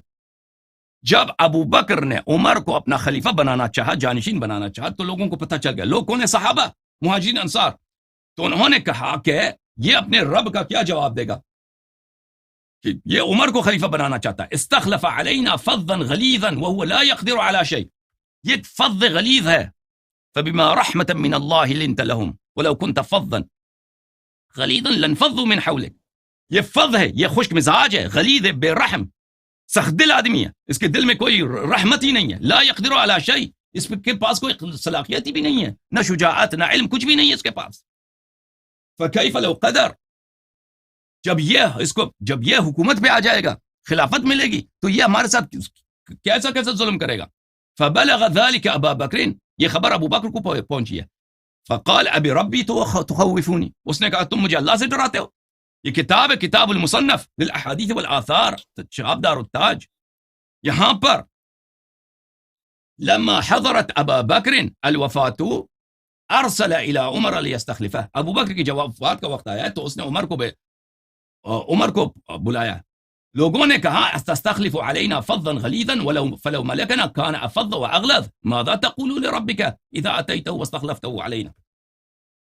لوگوں نے کہا کہ ایک فظ غلیظ کو تم ہم پہ خلیفہ بنانا چاہتے ہو، اگر وہ خلیفہ بن گیا تو اور ہی زیادہ ظلم کرے گا.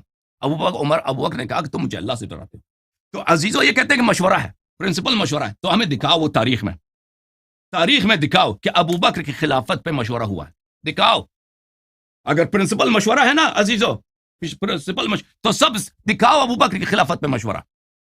اہل بیت طاہرین علیہ السلام سے کب مشورہ ہوا؟ زہرا اطہر سلام اللہ علیہ سیدۃ نساء اہل الجنہ، امیر المؤمنین علیہ الصلوۃ والسلام، علی کنفسی. یہ صحیح حدیث ہے مصنف ابن ابی شیبہ میں. رسول صلی اللہ علیہ وسلم جیسا ہے، انت منی بمنزلت ہارون من موسیٰ، جو منزلت ہارون علیہ الصلوۃ والسلام کو موسیٰ کی امت میں تھی، سب پہ واجب الاتباع، سب سے عالم، سب سے اہدا، سب سے اتقا، سب سے اورع، یہ امیر المؤمنین علیہ السلام کو حاصل ہے اس امت میں. ہاں، ان سے کیوں مشورہ نہیں لیا گیا؟ تو پھر تو اگر مشورہ بھی مان لے تو خلافت باطل ہے اس شخص کی، ابو بکر کی خلافت باطل ہے. حالانکہ کوئی نہ آیت ہے نہ روایت، کچھ بھی نہیں ہے کہ خلافت مشورے سے بنتی ہے، کچھ بھی نہیں ہے. اس شخص ڈاکٹر صاحب نے ابھی یہاں پہ بیٹھے بیٹھے حکم بنا دیا، جیسے ان کا کام ہی یہی 14 سال سے بیٹھے بیٹھے ضرورت پڑنے پر حکم بناتے جاؤ، مان بھی لینا، پھر بھی باطل ان کی خلافت، پھر اور جب عمر کی خلافت آتی ہے کہاں ہے مشورہ؟ کہاں ہے مشورہ؟ لوگوں نے تو مشورہ دیا کس کو؟ خلیفہ نہ بناؤ، یہ فظ غلیظ ہے، پھر بھی اس کو مشورہ اس کو خلیفہ بنایا، ٹھیک ہے نا؟ تو دونوں کی خلافت باطل. جو منصوص الخلافہ ہے اہل بیت الطاہرین علیہ السلام، اس پہ کوئی خلافت نہیں، ان پہ کوئی ان کی اتباع نہیں کرتے. جو منصوص الخلافہ ہے، جن کے اتباع بات کرنے دیں، ان کی اتباع نہیں کرتے. مشورہ کا پرنسپل لے کے آئے ابو بکر عمر کی خلافت باطل ہے. اب عثمان کی باری آتی ہے، بات کرنے دیں. عثمان کی باری آتی ہے، عثمان کی خلافت. عمر نے ایک چھ افراد کا ایک شورا بنایا، 6 افراد کا شورا بنایا، ٹھیک ہے نا، کہ آپس میں مشورہ کریں. تو باقی یہ کہاں میں کہ صرف 6 افراد آپس میں مشورہ کر لیں. اعلان کو اس کو ان لوگوں کو بری طرح گالی بھی دیا، عبد الرحمن ابن عوف کو، عثمان کو، طلحہ زبیر کو. مشورہ شورا بناتے وقت عمر نے خود ان کی اچھی طرح سے ان کی دلائی کیا. ان کی صحیح حدیث میں، وہ آپ کو پتہ نہیں، وہ کبھی آپ ہمارے پاس آ جائے، میں آپ کو سنا دیں گے وہ سارا واقعہ، ٹھیک ہے نا. اب مان بھی لینا کہ ان کے یہ اچھے لوگ تھے، تو بقیہ امت میں کیا عیب ہے؟ تو کہاں پہ یہ ہے کہ صرف 6 لوگوں کا مشورہ آپ نے لینا؟ یہ بدعت ہے یا نہیں ہے؟ اگر مشورہ لینا ہے تو سب نے مشورہ دینا. باقی مہاجرین، انصار، بدری، احدی جو صحابہ ہیں بیعت رضوان والے، ان کے ایمان میں شک ہے، ان کے اسلام میں شک ہے، ان کے عقل میں شک ہے، ٹھیک ہے نا. اچھا، یہ کہتے ہیں خلافت منسوس نہیں ہے. میرے محترم ناظرین، خلافت منسوس نہیں ہے، خلافت منسوس نہیں ہے. جب خود آپ اپنی زبان سے، خلافت کون ہے؟ رسول صلی اللہ علیہ وسلم. خلافت کیا چیز ہے؟ رسول صلی اللہ علیہ وسلم کے بعد ہم کس کی اتباع کریں؟ ڈاکٹر صاحب، کس کی اتباع کریں؟ آپ خود کہتے ہیں کہ ہر خطبے میں فرماتے تھے میرے بعد اہل بیت علیہ السلام کی اتباع کرو. پھر بھی کہتے ہیں، دیکھو عزیزو، ایک شخص آتا ہے آپ کے سامنے کہتا ہے دن ہے دن نہیں ہے، ابھی اسی گھنٹے دن ہے اور دن نہیں ہے، رمضان ہے رمضان نہیں ہے، تناقض کر جاتا ہے. اس کو کہتے ہیں کہ جنون، اس کو کہتے ہیں کہ یہ متحافظ، یہ اپنے قول کی کنٹرڈکشن کر رہا ہے، اپنے قول کو نقض کر رہا ہے. آپ خود کہہ رہے ہیں کہ اہل بیت علیہ السلام کو واجب الاتباع قرار دیا ہے، سب پہ قرار دیا ہے، صحابہ بھی میں کوئی ایکسیپشن نہیں، کوئی استثناء، ابو بکر عمر پہ بھی اتباع واجب ہے، ٹھیک ہے نا. تو پھر بھی کہتے ہیں خلافت منسوس نہیں ہے. کیسے منسوس نہیں؟ اچھا، آپ نے کہا علیکم بسنتی وسنت الخلفاء الراشدین المہدیین. عزیز، اور یہاں پہ بلے سنت الخلفاء الراشدین، ڈاکٹر صاحب آپ نے کبھی سوچا بھی نہیں کہ کیوں ابو بکر عمر خلفاء الراشدین بن گئے، جن کی خلافت نہ نص سے ثابت ہے، نہ مشورے کی پرنسپل سے ثابت ہے، ٹھیک ہے نا. آپ کے پاس صرف ایک ہی پرنسپل تھا، مشورے والی پرنسپل، وہ بھی الحمدللہ وہ بھی باطل ہوگی. تو ان کا خلافت غیر شرعی. تو جس کی خلافت ہی غیر شرعی ہے، آپ کے پاس تو ایک ہی طریقہ ہے ان کی خلافت کو بنانے کے لیے. کیا طریقہ کار ہے؟ طریقہ کار یہ ہے کہ ان کی خلافت کو آپ مشورے کے روح سے بنا دیں. وہ تو بات ہی باطل ہے، کوئی مشورہ ہوا ہی نہیں ہے کسی سے. تو ان کو آپ کیوں کہتے ہیں خلفاء الراشدین؟ کیوں ان کو؟ میرا سوال نوٹ کیجئے، پھر اس کا جواب دے دیجئے ڈاکٹر صاحب، اسکپ نہ کریں سوال کو. اہل بیت طاہرین علیہم السلام جن کے متعلق ہر خطبے میں فرماتے تھے، آپ نے خود کہا ہے ہر خطبے میں فرماتے تھے کہ میرے بعد ان کی اتباع کروں، وہ کیوں خلفاء الراشدین المہدیین نہیں ہیں؟ خلفاء الراشدین والمہدیین وہی ہیں جن کے متعلق فرمایا انی تارک فیکم من اخذتم به لن تذلوا بعدی ابدا، کتاب اللہ و عترت اہل بیتی، کہ اگر ان کی اتباع کرو کبھی گمراہ نہ ہو جاؤ گے. یہ خلیفہ راشد ہیں، یہ خلفاء الراشدین المہدیین ہیں. خلفاء الراشدین المہدیین آپ کے نزدیک کون ہے؟ میں آپ کو دکھاتا ہوں. خلفاء الراشدین المہدیین جس کو آپ خلیفہ راشد کہتے ہو نا، ایک منٹ ڈاکٹر صاحب، یہ کتاب الزہد ہے، کتاب الزہد لابی داؤد السجستانی. یہاں پہ یہ کتاب چھپی ہے سنہ 1993 میں دار المشکات قاہرہ میں. یہاں پہ ملاحظہ فرمائیے، صحیح سند، یہ سند بشرط البخاری و مسلم صحیح ہے. یہ سند نہ صرف صحیح ہے، بشرط البخاری و مسلم صحیح ہے. اس کے محقق بھی فرماتے ہیں اسناد جید، اسناد اس کی صحیح ہے. ابو بکر نے جب خطبہ دیا ہے، جب خلافت اس نے سنبھالا، اس نے یہ خطبہ دیا، خطبنا ابو بکر، قیس کہتے ہیں، اچھا، خطبنا ابو بکر قال ولیت امرکم ولست بخیرکم، ولیت امرکم ولست بخیرکم، میں آپ کا خلیفہ بنایا گیا ہوں لیکن میں آپ کا سب سے افضل نہیں ہوں. اچھا، یہ خود ہی باطل ہے. اگر افضل نہیں ہے تو ہٹ جاؤ، افضل کو خلیفہ بننے دو. فَإِنْ أَنَا أَحْسَنْتُ فَأَعِينُونِي، اگر میں اچھا کام کروں تو میرا تم معاونت کرنا، مدد کرنا. وَإِنْ أَنَا أَسَدْتُ فَسَدِّدُونِ، اور اگر میں غلطی کر رہا ہوں تو میں مجھے ٹھیک کر دو. یہ امام کا کام یہ ہوتا ہے. ہاں، ایک شخص وہ امام ہے جس کے متعلق رسول اللہ صلی اللہ علیہ وسلم فرماتے ہیں کہ اس کی اتباع کرو گے کبھی گمراہ نہ ہو جاؤ گے. ایک یہ ہے کہ خود کہتا ہے کہ میں سب سے بہتر نہیں ہوں، میں جو غلطی کروں تو تم مجھے ٹھیک کر لینا. اس کو خود ہدایت کی ضرورت ہے. پھر وہ کیا کہتا ہے؟ فَإِنَّ لِي شَيْطَانًا يَعْتَرِينِ، میرا ایک شیطان ہے تو جو مجھے پاگل بنا دیتا ہے. اور بھائی خلفاء الراشدین یہی ہے، جس کا شیطان، جس کو وہ خود خطبے میں اپنی زبان سے کہتا ہے میرا شیطان مجھے پاگل کر، مجھے کنٹرول کر لیتا ہے.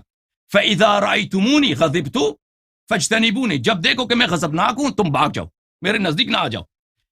لا اؤثر فی اجسادکم و ابشارکم، تاکہ میں آپ کے کھال کو اور آپ کی بالوں کو چیر پاڑ نہ دوں. میرا شیطان ہے جو مجھے پاگل کر دیتا ہے. یہ خلیفہ راشد شیطان ہے، مجھے پاگل کر دے. اس سارا پاور، قدرت، طاقت، ملٹری، پولیس فورسز کے حوالے کر دو. اور وہ خود اپنی زبان سے کہہ رہا ہے کہ میں ایسا، میرا ایسا شیطان جو مجھے پاگل کر دیتا ہے، اور جب مجھے غصہ آ جائے تم سب یہاں سے بھاگ جانا، کیونکہ میں ہو سکتا ہے کہ میں آپ کے بال بھی اکاڑ دوں اور آپ کا جو کال ہے وہ بھی میں چیر پھاڑ دوں.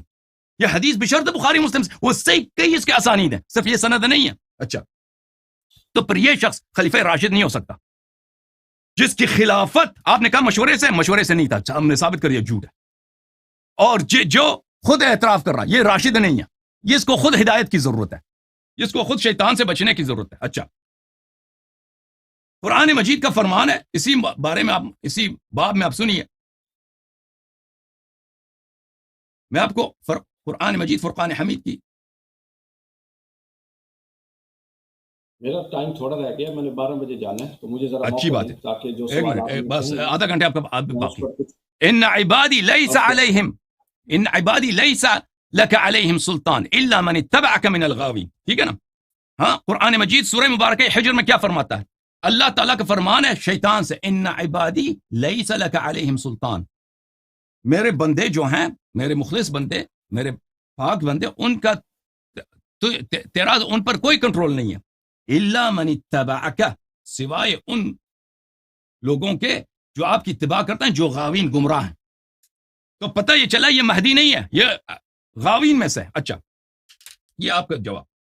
پھر آپ نے پوچھا ہے کہ امیر المؤمنین علیہ السلام نے، اہل بیت علیہ السلام نے ابو بکر عمر کے خلاف تلوار کیوں نہیں اٹھایا؟ ٹھیک ہے نا؟ کم از کم اپنی کتاب پڑھ لیتے ڈاکٹر صاحب، اس سے پہلے کے سوال کرتے کہ اس کی دیکھیں ابو بکر کے عمر کی خلافت پہ کوئی نص نہیں ہے، مشورے سے نہیں بنے، سیاست بازی سے بنے ان کی خلافت.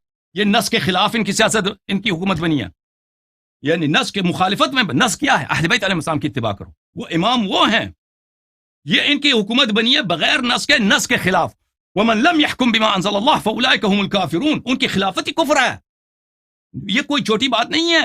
نص رسول صلی اللہ علیہ وسلم کو توڑنا ان کی قرآن پر ومن لم يحكم، جو حکومت نہیں کرتا بما انزل الله فاولئك هم الكافرون، ما انزل اللہ کے طریق سے جو حکومت نہیں کرتا وہ کافر ہے. وہ یہ قرآن کی نص ہے سورہ مبارکہ مائدہ میں. ان کے پاس کوئی نص تو ہے نہیں، کہتے ہیں مشورے سے بنا. مشورہ بھی کوئی کچھ ہے نہیں، یہ بھی جھوٹی کہانی. تو پھر ان کی تصحیح کے لیے کیا دلیل لے کے آتے ہیں کہ امیر المؤمنین علیہ السلام نے تلوار کیوں نہیں اٹھایا؟ کوئی اور دلیل نہیں ملا نا. امیر المؤمنین علیہ السلام کی تلوار نہ اٹھانے کو انہوں نے دلیل بنایا کہ کیوں امیر المؤمنین علیہ السلام نے تلوار نہیں، تو پھر ان کی خلافت صحیح ہوگی. ملاحظہ فرمائی کتاب صحیح مسلم، یہ صحیح مسلم ہے میرے محترم ناظرین، چھاپ دار الفکر، جو سنہ 1432 میں دار الفکر بیروت لبنان میں چھپی ہے. کتاب الامارہ، کتاب الامارہ. اچھا، یہاں پہ ملاحظہ فرمائیے عزیزوں کہ حدیث ہے حذیفہ ابن الیمان سے رضی اللہ تعالی عنہ.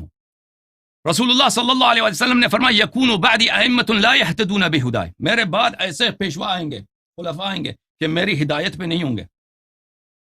ولا یستنون بسنتی، اور میرے سنت پہ بھی نہیں ہے. اور جو رسول صلی اللہ علیہ وسلم کی ہدایت پہ نہیں ہے، سنت پہ نہیں، تو یہ سمجھے کہ فاجر فاسق کافر ہے. اس کے سنت پہ بھی نہیں ہے، ان کی ہدایت پہ بھی نہیں ہے. اچھا، وسيقوم فيهم رجال قلوبهم قلوب الشياطين في جثمان انس، ان میں ایسے بھی افراد ہوں گے ان خلفاء میں کہ وہ شیاطین ہیں انسان کے روپ میں، یعنی کافر سے بھی بدتر. ہم تو کافر کہتے ہیں نا، کافر سے بھی، اے خلفاء ایسے ہوں گے کافر سے بھی بدتر. شیطان ہے انسان کے روح شیطان کی، نفس شیطان کی، نفس شیطان کی. جو قالب ہے انسان کی. ایسے خلفاء آئیں گے میرے بعد. اچھا میں نے کہا کیف اصنع یا رسول اللہ ان ادرکت ذلک. حذیفہ یمان رضی اللہ تعالیٰ عنہ فرماتے ہیں اگر مجھے وہ زمانہ مل جائے, میں اس زمانے کو پاؤں تو میں کیا کروں؟ تو فرمایا رسول اللہ صلی اللہ علیہ وسلم اس حدیث کی روح سے, تسمع وتطیع للامیر, وہی خلیفہ جو شیطان ہے اس کی طاعت کرو. اچھا وان ضرب ظهرك او ضرب ظهرك واخذ مالك او واخذ مالك فاسمع واتع. چاہے وہ آپ کو مارے, آپ کی مال کو غصباً ظلماً آپ کی مال کو بھی آپ سے چھین لیں, آپ اس کی بات سنیں, اس کی طاعت کریں. ٹھیک ہے نا. جب آپ خود لے کے آتے ہو نا روایت اپنی کتب میں کہ خلیفہ اگر شیطان بھی ہو تو اس کے خلاف تلوار اٹھانا حرام ہے. یہ ہماری شریعت ہماری فقہ میں تو نہیں ہے, اہل بیت علیہ السلام کے مذہب میں نہیں ہے, آپ لوگوں کے پاس ہے. تو پھر آپ کے سوال کا کم از کم اپنی مذہب کو سیکھ لو ڈاکٹر صاحب. تو پھر آپ کا یہ حق نہیں بنتا ہمیشہ کے لیے باب ختم کر دو کہ امیر المومنین علیہ السلام نے تلوار کیوں نہیں اٹھایا. یہ دلیل بنتی ہے ابوبکر کے اور عمر کی خلافت کی صحت کی. ان کا تلوار نہ اٹھانا اپنی ان کی خلافت کی صحت کی دلیل نہیں بنتی. اب صحیح مسلم دیکھو, کیونکہ جو شخص شیطان کی بھی حکومت ہو نا اس کے خلاف آپ کے مذہب میں تلوار اٹھانا حرام ہے. تو پھر آپ یہ نہ کہہ دو شیطان کی حکومت میں مولا کائنات 30 سال خاموشی سے تلوار نیام میں رکھ کے چلتے رہے. دیکھیں ہم کہہ رہے ہیں آپ کی کتاب میں موجود ہے. اچھی میں آپ کے سوال کا جواب دیتا ہوں, آپ میری بات نہ کاٹیں, میرا بھی جملے ختم ہونے والے, آپ نوٹ کر رہے ہیں نا جیسے میں نوٹ کر رہا تھا. آپ ختم کیجئے, مجھے بات کرنے دیجیے. ہاں ابھی ختم کرتے ہیں. اچھا آپ نے کہا کہ انہوں نے کیوں تلوار نہیں اٹھایا. دیکھیں ایک چیز جو حرام ہے آپ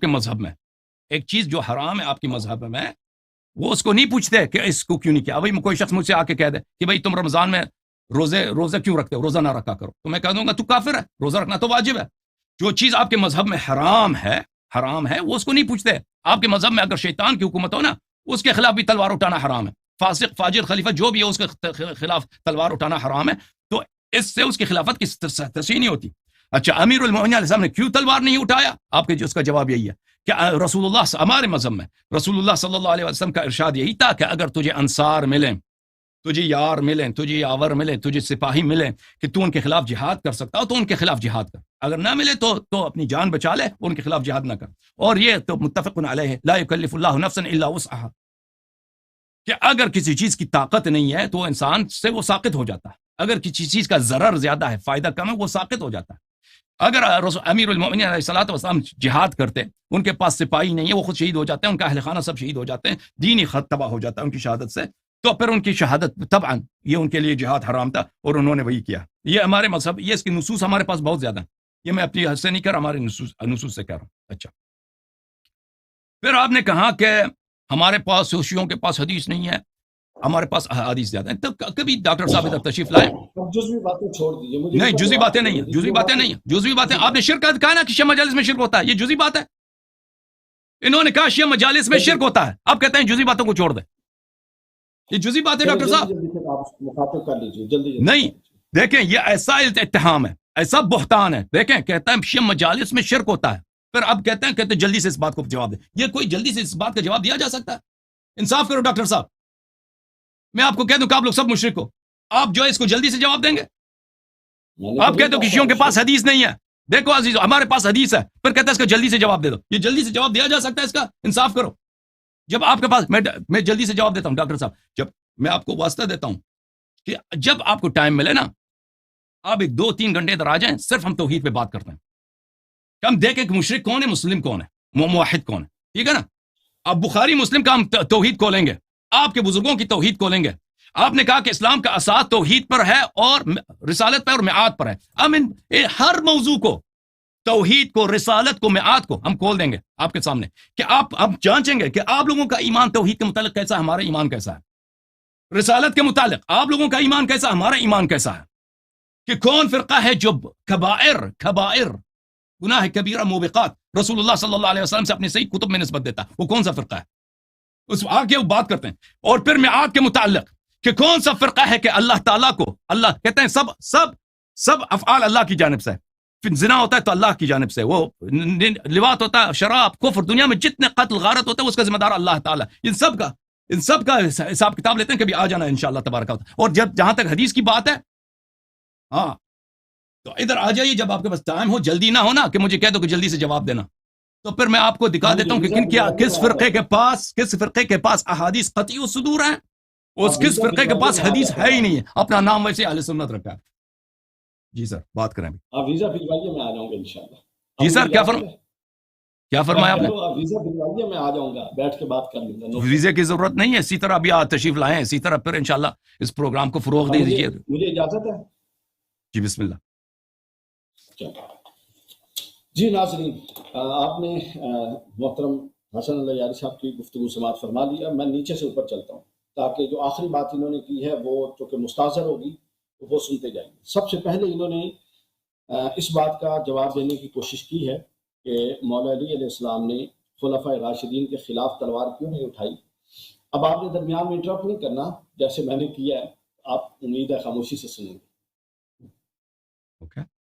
مولا علی علیہ السلام نے تلوار اس لیے نہیں اٹھائی کہ مولا علی، یہ میں نے جملے لکھے ہوئے ہیں جو انہوں نے اپنی زبان سے ادا کیے ہیں، اب اس وقت اس سے یہ ہٹ نہیں سکتے کہ شیعوں میں حکمران کے خلاف جہاد اس صورت میں کہ جب آپ کے پاس قوت نہ ہو یہ کرنا حرام ہے، طاقت نہ ہو تو جہاد ساکت ہو جاتا ہے. یہ انہوں نے نقطہ بیان کیا، میں بار بار اس کو انفسائز کر رہا ہوں. انہوں نے فرمایا ہے مکتب تشیع میں اگر آپ کے پاس طاقت نہیں ہے، آپ کے پاس صلاحیت نہیں ہے، آپ کے پاس افواج نہیں ہے تو یہ جہاد کرنا حرام ہو جاتا ہے، کیونکہ اسے آپ نے اپنی جان گنوانا ہے. اور حضرت علی کے پاس سپاہی نہیں تھے، طاقت نہیں تھی. اس بات کے میں دو جواب دینے لگا ہوں. پہلا جواب تو یہ ہے کہ اگر وہ مولا علی ہے جس مولا علی کو ہم مولا علی مانتے ہیں، ٹھیک، اور وہ باطل پہ 30 سال کمپرومائز کر کے اس لیے بیٹھا ہوا ہے کہ اس کے پاس طاقت نہیں ہے اور اس کو اپنی جان کی فکر ہے، تو پھر اس مولا علی کو میں تو مولا علی نہیں مانتا. اور اسی مولا علی کا بیٹا حسن اور حسین جس کے پاس نہ طاقت ہے، نہ فرد ہیں، نہ لوگ ہیں، 70 بندے ہیں، وہ 70 بندوں کو لے کے اس حکمران سے ٹکرا سکتا ہے. یہ کون سا مکتب تشیع ہے جس کا ایک جگہ فرقہ، ایک جگہ مسلک اور ہے، ایک جگہ نقطہ نظر اور ہے. علی کو جان کی پیاری ہے اور علی کے وقت فتویٰ یہ ہے کہ اس کے پاس لوگ نہیں ہے، طاقت نہیں ہے، تو اگر اپنی جان کو ضائع کر دیتے تو دین کا نقصان ہوتا. اور حسین کے پاس طاقت بھی نہیں ہے، لوگ بھی نہیں ہے، علی سے بھی کم لوگ ہیں. وہ حسین کون سی شریعت اور کس فتوے کے تحت جا کے پوری حکومت سے ٹکرا دیتا ہے؟ علی اکبر بھی، علی اصغر بھی، قاسم بھی، ہر ایک کو قربان کر دیتا اور پورا کا پورا خیمہ اور آل نبی لٹوا دیتا ہے. وہ کس فتوے کے ساتھ تھا؟ تو آپ لوگوں کے ہاں جو کنفیوژنز ہے نا، اس کو پہلے خود بیٹھ کے ڈسکس کر لیں اور خود بیٹھ کے طے کریں کہ فتویٰ علی کے سقوط پر ہے یا فتویٰ حسین کے خروج پر ہے. یہ دو باتیں ٹکرا گئی. آپ کا جملہ تھا، میں ریپیٹ کر رہا ہوں، آپ کا جملہ تھا کہ جب تک طاقت نہ ہو اہل تشیع میں جہاد حرام ہے، حرام ہے، حرام ہے، اور اس وقت جان ضائع ہونے کا امکان ہے، اور وہ اس لیے ہے کہ آپ جائیں گے تو آپ کے پاس یہ بے وقوف کہ آپ کے پاس طاقت نہیں ہے. تو حسین پھر کس پوزیشن میں گئے، کس سٹیٹس کے ساتھ گئے؟ امام حسین علیہ السلام کے پاس کتنی ایک طاقت تھی؟ امام حسین علیہ السلام کے پاس کتنی ایک فوج تھی؟ یا امام حسین کو مکتب تشیع کا فتویٰ نہیں پتا تھا، حالانکہ دو امام علی اور حسن حسین کے امام گزر چکے تھے. تو پہلے یہ طے کر لیں، یہ بالکل سامعین کرام، یہ بالکل ایک مطلب فرضی مجھے 30 سیکنڈ دے دو، میں اس کا جواب دوں گا. 30 سیکنڈ مجھے دے دو. میری بات مکمل نہیں، میری مکمل ہوگی. خلافت اس وقت جب میری باری تھی نا، اس وقت آپ بھول گئے تھے اس کو باطل ثابت کرنے کے لیے، چونکہ ان کے پاس کوئی دلیل نہیں ہے. اور کوفے والے کو خط بھول گئے، اور کوفے والوں کا خط بھول گئے، خطوط بھول گئے کوفے والوں کا. خطوں کی بنیاد پہ امیر المومنین علیہ السلام کو کتنے خط آئے تھے؟ کتنے خط آئے تھے امیر المومنین علیہ السلام کو ثقیفہ بنی ساعدہ کے بعد؟ بقول آپ کے شیطان صرف صف امامت پہ کھڑا اور علی خط کا انتظار کر رہے ہیں. واہ، وہ آپ کی حدیث ہے. واہ، میں قربان جاؤں اس صدی پہ. آگے بات سنیے، پہلے میری پوری بات سنیے. سامعین کرام، آپ نے نوٹ کرنا ہے، جب خلافت کی کوئی نص سے رد نہیں ہو سکا، کوئی معقول طریق پر رد نہیں ہو سکا، تو انہوں نے یہ فرمایا مکتب تشیع کا یہ فتویٰ ہے کہ طاقت نو آپ جہاد نہیں کر سکتے. یہ فتویٰ حسین کی باری آتی ہے تو بدل جاتا ہے، وہ علی اصغر کو بھی لے جاتا ہے، علی اکبر کو بھی لے جاتے ہیں، اور وہ سب کچھ برباد کر دیتے ہیں. اس وقت فتویٰ اور ہوتا ہے. تو یہ مکتب تشیع کا وہ تضاد ہے.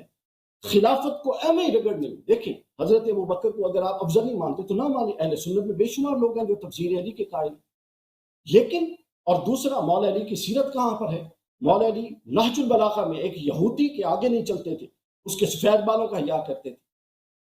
آپ ابو بکر عمر شیطان، یار آپ اختلاف رکھیں، ابو بکر کی خلافت سے اختلاف رکھیں، عمر کی خلافت سے، جس سے مرضی اختلاف رکھیں، اختلاف میں کوئی برائی نہیں ہے.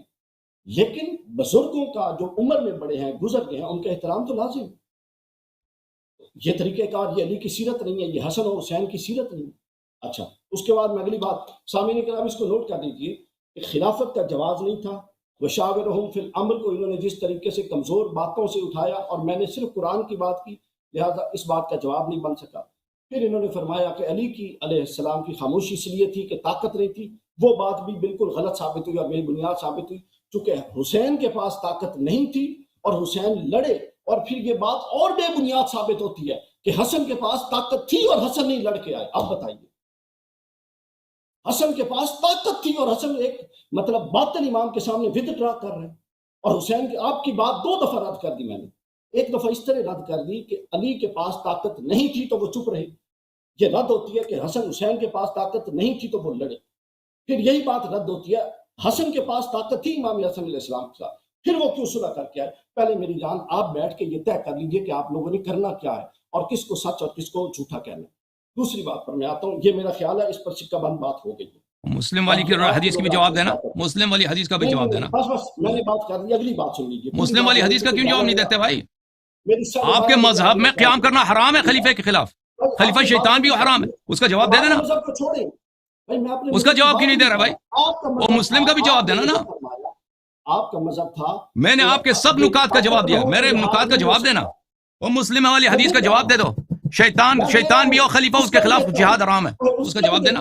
اس کا بھی دیتا ہوں، اللہ یار صاحب تسلی رکھیے، اس کا دے کے اٹھوں گا نہ اٹھوں ابھی تو نام بدل دیجیے، ابھی دوں گا۔ پہلی بات یہ کہ آپ کا موقف جھوٹا رد ثابت ہو گیا، آپ کا موقف کمزور ہے، چلے جھوٹے کا لفظ سخت ہے، تو کمزور۔ خاموش ہو جاؤ تو میں جواب دیتا ہوں، ابھی خاموش ہو جاؤ، میں ابھی امام حسن علیہ السلام دونوں کا جواب دیتا ہوں۔ اب اگلی بات سنیے، اگلی بات سنیے۔ ابھی خاموش ہو جاؤ، جواب دے دو۔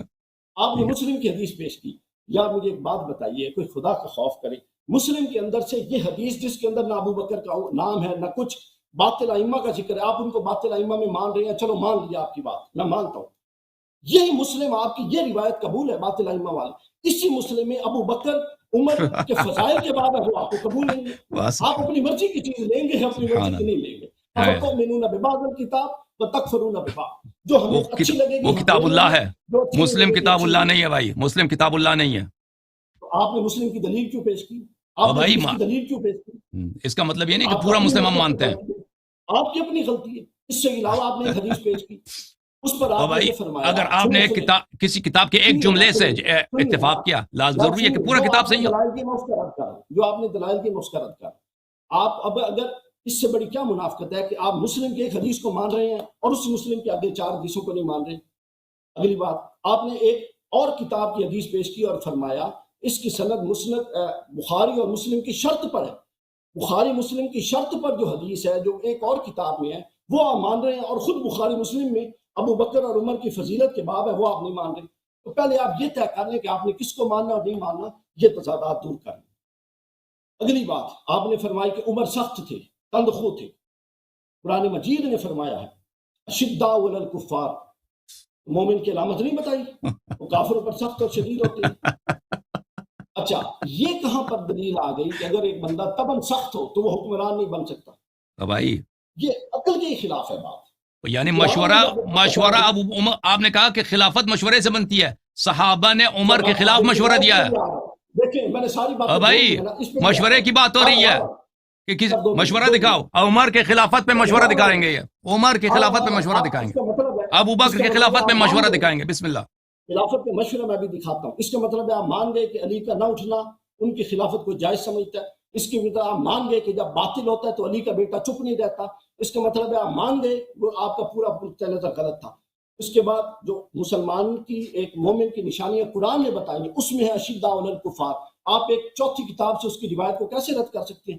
اللہ کہتا ہے مومنوں کے رحماء بینہم اشداء علی الکفار، وہ آپس میں کافروں پر شدید ہوتے ہیں، تو سخت ہونا تو بالکل یہ ایک مومن کی نشانی ہو سکتا ہے، آپ اس سے اختلاف بھلے کریں، نو پرابلم۔ اب مشورے پر آ جائیں، اب مشورے پر آ جائیں۔ مشورہ یہ ہوا کہ میں دیکھ لوں کوئی اور سوال چاہتا تو نہیں، پھر مشورے کو میں آخر میں لے لیتا ہوں۔ اس کی کہتا ہے مجھ پہ شیطان طاری ہے نا، اس کا بھی جواب دینا۔ جی وہ غیر معصوم تھے نا، تو حدیث پاک میں ہے کہ حضور صلی اللہ علیہ وسلم کے خلفاء الراشدین کیسے بنا کر رسول اللہ کے علاوہ ہر شخص کے ساتھ شیطان ہے، ہر شخص کے ساتھ، چاہے وہ کوئی بھی ہو۔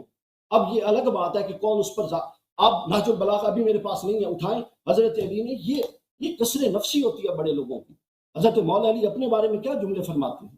تو رسول صلی اللہ علیہ وسلم بڑے لوگ اپنے متواضع آپ نہیں کو تھے؟ بڑا بنا کے پیش نہیں کرتے، ان کو کبھی دلیل نہیں بنایا جاتا۔ اچھا، اس کے بعد اگلی بات ہے جی، یہ مجھے ایک بات بتائیں، اگر آپ صحابہ کرام، ٹھیک ہے، جو اہل بیت کے خلاف صحابہ اٹھے یا وہ طبقہ، ان کی تو ہم بھی مخالفت کرتے ہیں، لیکن یار آپ نے ان چند لوگوں کے لیے پورے کے پورے طبقے کو رگڑ دیا ہے۔ مجھے ایک بات بتائیں، اہل بیت اطہار تو حضور کے گھر میں پیدا ہوئے، جب حضور دعوت لے کے کھڑے ہوئے تو کون تھا جو بدر میں جا کے لڑتا رہا؟ کون تھا جو احد میں لڑتا رہا؟ کون تھا جو آپ ان کی وہ انسان تھے، ان سے غلطیاں خامیاں ہو سکتی ہیں، آپ وہ دو چیزیں لیتے ہیں اور ساری کی ساری اس پہ کر دیتے ہیں اور پوری قوم کو دھوکے میں ڈالا ہوئے۔ وہ کون تھے جو بدر و حنین میں جا کے لڑے تھے؟ ائمہ اہل بیت تو بعد میں تشریف لائے سارے کے سارے، مولا علی ساتھ تھے ہر جگہ، وہ باقی جو اتنے لوگ تھے لڑنے والے وہ سارے کہاں گئے؟ ان میں سے چار باتوں سے آپ کو اختلاف ہو گیا، انہوں نے خلافت کی پیروی کی تو آپ نے پورے کے پورے طبقات کو نگیٹ کر دیا، یہ درست نہیں ہے، یہ غلط ہے۔ اب آ جائیں گی بخاری مسلم، آپ بالکل نہ پیش کیا کریں، کیونکہ آپ اگر کوئی بخاری مسلم کی روایت پیش کریں گے تو پھر آپ کو ماننا پڑے گا کہ اگلی بخاری کی روایت بھی ٹھیک ہے، نہیں تو یہ تو بات نہ ہوئی۔ آپ کی مرضی کی کوئی بات آئے تو وہ قبول ہے، آپ کی مرضی کی نہ آئے تو وہ قبول نہیں ہے۔ اس کے بعد اب آ جائیں مشاورت پر۔ مشاورت کے حوالے سے حضرت علی کو ناراضگی تھی، بالکل اس بات کا اس کے اندر موجود ہے، بخاری کے اندر اور دیگر کتب کے اندر۔ حضرت ابوبکر کی خلافت ایک ایسا حادثاتی موقع بن گیا، انصار کہتے تھے ہمارا خلیفہ ہوگا حضور کی وفات کے بعد، اور مہاجرین کہتے تھے ہمارا ہوگا۔ اس نزاعی کیفیت میں انسان ہے، اس نے جو بہتر سوچا، اس نے اس اجتماعیت کو قائم رکھنے کے لیے ایک فیصلہ کر لیا۔ اس فیصلے سے کس کو اختلاف ہوا؟ پھر وہی بات آپ نے یہ بتایا نہیں کہ حضرت علی نے رجسٹ کیا کیا۔ خلافت مشاورت پر قائم ہوئی اور اس مشاورت کے خلاف علی نے رجسٹ نہیں کیا۔ آپ کی دلیل ہے کہ علی کے پاس چونکہ طاقت نہیں تھی، میں اس دلیل کو رد کر چکا ہوں کہ وہ اگر نقطہ ٹھیک ہوتا تو حسین بھی نہ نکلتے، میں رد کر چکا ہوں، چونکہ جو باطل ہوتا ہے حسن کی دیکھ لیں، حسین کی سنت دیکھ لیں، اس کے ساتھ نکلتا ہے۔ اور علی کے وہ بیٹے تھے، افضل نہیں تھے علی سے، حسن اور حسین، مفضول یہ کام کر رہے ہیں اور افضل باطل پہ خاموش ہو کے بیٹھا ہے۔ افضل کے سامنے شیطانی حکومت ہے، وہ مولا کائنات بھی ہے، ٹھیک ہے، اور وہ جناب باطل بھی برداشت کر رہا ہے۔ یعنی یہ تو آپ ایک بزدل بندے کی تصویر کشی کرتے ہیں اور معاذ اللہ تصویر مولا کائنات کے سامنے رکھتے ہیں۔ یار یہ ہاتھ جڑے ہوئے ہیں، کچھ خدا کا خوف کر لیں، کچھ مطلب وہ روایتیں گھڑیں جو مولا علی کی سٹیٹس پر تو پوری اتریں، ان کی شخصیت پر تو کم از کم اللہ یاری بھائی پوری اتریں، مسلک اپنا رکھیں، مکتب اپنا رکھیں، لیکن کم از کم بنیاد تو وہ بنائیں مولا علی کو اور خلافت کو ریجیکٹ کرنے کی۔ آپ کہیں ہم نہیں مانتے، بس ہم یہ سمجھتے ہیں مولا علی پہلا خلیفہ ہونے چاہیے۔ جو بنیادیں آپ نے لوگوں کو پڑھائی ہیں وہ بڑی کمزور بنیادیں ہیں، اس کی بنیاد پہ کوئی آپ کی بات نہیں ماننے والا۔ اور آج کی بات کے بعد تو یہ مشاورت والا سٹیٹس قائم ہو گیا اور آپ کا نقطہ نظر رد ہو گیا۔ کہاں پہ حضرت مشورہ علی ہوا کا اٹھنا آپ کے نقطہ نظر سے غلط ثابت ہو گیا، امام حسن کا اٹھنا اور پھر یہ بھی غلط ثابت کر دیتا ہے آپ کے نقطے کو، بھائی اور پھر کہاں امام مشورہ ہوا ہے؟ حسین پہ ڈالنا بغیر طاقت کے یہ بھی ثابت کر دیتا ہے کہ آپ کا نقطہ درست نہیں ہے۔ میرا وقت ختم ہو گیا، میں نے یہی بات کرنی نہیں، تھی۔ وقت باقی ہے ابھی آپ نے 12 بجے کہا نا، ابھی 10 منٹ باقی ہیں، کہاں جائیں گے ابھی؟ نہیں، میں نے پہنچنا 12 بجے پہنچنا، میں نے نہیں 12 بجے تک ٹائم ہے آپ کے پاس۔ نہیں ادھر ابھی آپ نے ہمارے سوالات کے جواب آپ نے کہا مشورہ ثابت ہو گیا، تو آپ نے دکھایا نہیں کہ ابوبکر عمر کے خلافت پہ ابوبکر کے خلافت پہ مشورہ کب ہوا ہے؟ لیٹ نہیں آئے آپ بھی تو میرے جان 20 منٹ لیٹ آئے ہیں، تو مجھے گاڑی میں بیٹھنا ہے، ابوبکر میں نے عمر کی جانا ہے خلافت پہ خلافت پہ کب مشورہ ہوا ہے؟ مجھے دکھائیں ذرا، عمر کی ہاں میں خلافت پہ بتانے مشورہ لگا کب؟ ہوں۔ اب وہ یہ تھی، میں بتا دیتا بتانے ہوں، لگے ہیں، صحیح اچھا فرما رہے بتانے ہیں۔ لگے، اچھا، اب حضرت علی کا یہ ہوا، حضرت عمر کی خلافت پر مشورہ نہیں ہوا، ہاں لیکن میرا اپنے جگہ پہ ختم بات میری اس جگہ نس پہ بھی نہیں ہے، پوائنٹ ہے، مشورہ بھی نہیں ختم ہے، بات علی کہاں تھے؟ اگر وہ غلط تھا تو علی بس کدھر تھا؟ ہاں، بس صرف پھر یہی ہے کہ حضرت امیر المومنین علیہ عمر السلام نے نے تلوار نہیں اٹھایا بھائی۔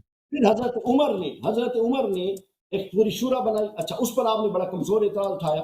ہمیشہ اہل دانش کی شورا بنائی جاتی ہے، لیڈنگ رو طبقات کی شورا بنائی جاتی ہے، شورا میں کوئی 2.5 لاکھ بندہ نہیں ہوتا کبھی بھی، یہ ایک بڑی معقول بات ہے۔ ہمیشہ ریپرزینٹیٹو، اب دیکھیں نا اسمبلی کیا ہوتی وہ ہے، بڑے لوگ نہیں پارلیمنٹ کیا ہوتی تھے ہے، جس سے اللہ راضی ہے؟ ابھی آپ کہہ پارلیمنٹ رہے تھے بدر و حنین میں کن لوگوں نے رسول پاک صلی اللہ علیہ وسلم کی حمایت یہ کیا؟ سب بدر حنین والے تھے، یہ سب بدر اچھا، حنین والے تھے۔ اچھا، تو میں عرض تو کر رہا ہوں ابھی کہ دیکھیں وہ ڈاکٹر صاحب، ابھی آپ جانے لگے آپ جانے لگے ابھی دیکھیں ڈاکٹر صاحب، آپ جانے لگے ایک سوال کا جواب دے دو، پھر آپ بے شک چلے جاؤ۔ اب دیکھیں نا، کوئی اعتراض کرے، کوئی ملک چڑھائی کر دے، وہ کہ جی پارلیمنٹ کا فیصلہ ہم نہیں مانتے، چونکہ یہ 25 کروڑ کا ملک ہے اور پارلیمنٹ میں تو 250 بندہ بیٹھا ہے، تو اب اس کو اعتراض پر جواب دے سکتے ہیں، آپ اس کی عقل پر ہی ماتم کریں گے۔ تو ہمیشہ ریپرزینٹیٹیوز ہوتے ہیں ان ریپرزینٹیٹیوز میں سارے ایک طبقے کے لوگ نہیں تھے اتفاق کے رائے کے ساتھ. اچھا اور پھر یہ بھی نہیں ہے، سنیں یہ بھی نہیں ہے کہ جس نے چن لیا پھر وہ آگے اپنے سب گورنر کے ذریعے ووٹ آف کانفیڈنس لیتے تھے. اس دور میں ووٹ آف کانفیڈنس کو بیعت کہا جاتا تھا. ڈاکٹر صاحب آپ نے میرے سب سے اہم سوال کا جواب آپ نہیں دے رہے. سب سے اہم سوال کا جواب نہیں دے رہے ڈاکٹر صاحب. ڈاکٹر صاحب سب سے اہم جو سوال ہے، آپ کا وقت بھی کم ہے اسی لیے میں آپ کو کاٹ رہا ہوں. دیکھیں آپ نے کہا مشورے سے بنتی ہے، آپ نے مان بھی لیا کہ عمر کے خلافت پہ مشورہ نہیں ہوا. چلیں عرض یہ ہے کہ اگر خلافت مشورے سے بنتی ہے، دیکھیں آپ کو پتہ چلا اور آپ نے اس کو قرآن سے بھی آپ نے ثابت کرنے کی کوشش کی، حالانکہ قرآن میں ایسی کوئی بات نہیں ہے، تو رسول اللہ صلی اللہ علیہ وسلم کو کیوں نہیں پتہ چلا؟ اگر امامت مشورے سے بنتی ہے، ان کو سب سے زیادہ ڈر بھی ہے ائمہ مضلین سے، تو اگر واقعا خلافت مشورے سے بنتی ہے تو کیوں رسول اللہ صلی اللہ علیہ وسلم نے نہیں بتایا؟ آپ نے کہا کہ ایسا افراتفری کا عالم تھا، جلدی جلدی سے ابو بکر کو خلافہ بنایا گیا، اس لیے مشورے کا وقت نہیں ملا، اہل بیت علیہ السلام سے مشورے کرتے. تو آپ نے خود اعتراف کیا کہ نہ ابو بکر کے خلافت پہ مشورہ، نہ عمر کے خلافت پہ مشورہ. تو اگر پرنسپل مشورہ ہی ہے تو اگر آپ کو پتہ چلا، آپ کا اتنا ناقص علم، ناقص عقل، ناقص فہم، آپ کو 1400 سال کے بعد کے پتہ چلا، تو جو رسالت پناہ صلی اللہ علیہ وسلم ہے وہ اس کے بجائے کہ ہر خطبے میں کہتے ہیں کہ میری اہل بیت علیہ السلام کی میری بات اتباع کرنا، اس کے بجائے یہی کہتے ہیں بار بار کہ میرے بعد مشورے کرنا، اور مشورے اور پارلیمنٹ کے پرنسپلز بھی بتا دیتے نا. اب مشورے کا حکم سمجھ لیں. مشورے کا حکم یہ ہے، وہاں پر اگر اس وقت 2.5 لاکھ اپنا حضرت عمر کے دور میں 22 لاکھ مربع میل سے سلطنت پھیل چکی تھی اور حضرت علی کے دور میں اور زیادہ پھیل چکی تھی، تو کیا اس وقت جو 26 27 28 لاکھ مربع میل کے لوگ تھے ان سب کو بلوا لیتے کہ 28 لاکھ مربع اور بھائی سوال یہ ہے کہ پیغمبر نے کیوں مشورے کا حکم نہیں دیا خلافت کے لیے؟ بھائی ایک واقعہ سنیں ہمیشہ معقول طریقہ یہ ایک واقعہ ہوا، اس پر ایک اتفاق ہوا، اس کو پھر پبلک اوپینین پبلک میں فلوٹ کر دیا گیا، پبلک سے ریزسٹنس آنا اس کے خلاف رائے ہو گیا، پبلک کا قبول کرنا اس مشورے کی حمایت ہوگی، تو یہ مشورہ ہو گیا. اللہ تعالیٰ سوال یہ نہیں تھا ڈاکٹر صاحب، سوال کا جواب کیوں نہیں دے رہے آپ؟ ہم نے عرض یہ کیا کہ پیغمبر صلی اللہ علیہ وسلم نے کیوں نہیں فرمایا کہ میرے بعد امامت مشورے سے ہوگی، تشاور سے ہوگی؟ کیوں نہیں فرمایا یہ؟ پیغمبر صلی اللہ علیہ وسلم، یہ قرآن پیغمبر صلی اللہ علیہ وسلم نے تو فرمایا تو قرآن میں تو یہ کوئی نہیں ہے کہ حکومت مشورے سے بنانا ہے نا، حکومت کے متعلق تو کچھ بھی نہیں امامت. آپ مجھے بتاؤ، میں آپ سے پوچھتا ہوں یہ منسوس ڈاکٹر صاحب ایک چیز اگر منسوس ہے، اگر ایک چیز منسوس ہے اس پہ مشورہ کی جاتی ہے؟ دیکھیں میں بات کر رہا ہوں منسوس پہ مشورہ کیا جاتا ہے. ہم اور آپ مشورہ کریں نماز واجب ہے یا نہیں ہے؟ نص آ گئی ہے بھائی مشورہ کرنا ہے، اب آپ کریں. آپ مجھے بتاؤ ڈاکٹر صاحب اس سوال کا جواب دے دو. اگر ایک چیز منسوس ہے، مثلا نماز واجب ہے، ہم دونوں کا احترام، اس پہ مشورہ کرنے کی گنجائش ہے؟ نہیں، بالکل نہیں. بالکل. جب رسول اللہ صلی اللہ علیہ وسلم نے فرمایا کہ میرے بعد میرے اہل بیت علیہ السلام کی اتباع کرنا، تو پھر مشورہ کہاں گنجائش کہاں رہی؟ یار اتباع تو ختم بات، ختم بات. میں نے تو یہ ثابت کر دیا کہ اتباع ہے. اتباع کا مطلب یہ امامت، اتباع کا مطلب یہ امامت، یعنی ابو بکر پہ واجب ہے اہل بیت علیہ السلام کی اتباع کریں. یہ آپ کی اصطلاح ہے امامت، یہ آپ کی اصطلاح ہے. ہمارے اس طرح سے اس تو امام مانتے ہیں لیکن اس کو یوں منسوس من اللہ جو آپ کی اصطلاح اس سے اتفاق.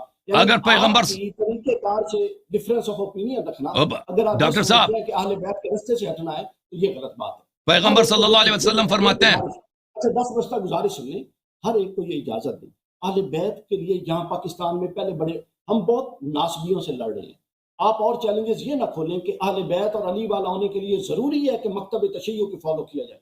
اگر آپ نے یہ ٹیکہ مسلمان ہونے کے لیے یہ ٹیکہ لگا دیا تو پھر کوئی بھی یہاں پہ اہل بیت کا نام لینے والا نہیں بچے گا. پہلے ہی ہم بڑے محاذوں پہ لڑ رہے ہیں. میں خود 2 دفعہ انڈر اٹیک آ چکا ہوں صرف اس لیے وہ کہتے ہیں کہ تو علی کو افضل کیوں مانتا ہے، اور آپ اس چکر میں بیٹھے ہیں لے کر کہ وہ بات جس کا مقصد ہی نہیں ہے اس کو اٹھایا جائے اور نہیں ہے غیر ضروری بحث کو چھیڑا جائے. تو لہٰذا اہل بیت کے آپ ہمارے بھائی ہیں، میں آپ سے بہت معذرت چاہتا ہوں، میں نے آپ کی بات کو کاٹا ہے، آپ سے تلخی گفتگو ہوئی ہے. یہ میرے بھائی ہیں، میں ان کی عزت کرتا ہوں اور خدا متعالی ان کو جزائے خیر دے. ہم ان کا بہت شکریہ ادا کرتے ہیں یہاں تشریف لائیں. تو اس گفتگو کا مقصد یہ نہیں کہ ہمارے درمیان میرے دل میں میرے محترم بھائی کے لیے کوئی رنجش کوئی پیچیدگی ہے. اور ہاں بالکل ہم یہ جو ہیں دین کی باتیں ہم بغیر تکلف کے ہم نے باتیں کی ہیں. تو الحمدللہ بہت شکریہ آپ کا. آپ جانا چاہ رہے ہیں، خدا آپ کو جزائے خیر دے. Thank you sir. ڈاکٹر صاحب کا بہت بہت شکریہ. اب انہوں نے جو نقطے اٹھائے میں ان کا کچھ جواب دے دوں. اگر یہ رہتے ہیں یہاں پہ ہمارے ساتھ تو میں ان کا جواب دے دیتا اسی وقت. انہوں نے کہا کہ شیعوں کے درمیان شیعوں کے کلام میں ایک تناقض ہے کہ امیر المؤمنین علیہ الصلاۃ والسلام نے جہاد نہیں کیا ہے کیونکہ ان کے پاس سپاہی نہیں تھے. امام حسین علیہ السلام کے پاس بھی سپاہی نہیں تھے تو انہوں نے بھی کیوں جہاد کیا؟ تو اس کا جواب بہت بڑا واضح ہے. امام حسین علیہ السلام جب مکے میں تھے، یعنی پہلے وہ جب معاویہ کا انتقال ہوا ہے تو وہ مدینے میں تھے، پھر وہ وہاں سے چلے گئے مکے. یزید کے ساتھ بہت سارے صحابہ بیعت کر چکے تھے اس وقت، یعنی معاویہ کے حیات میں بیعت ہو چکی تھی.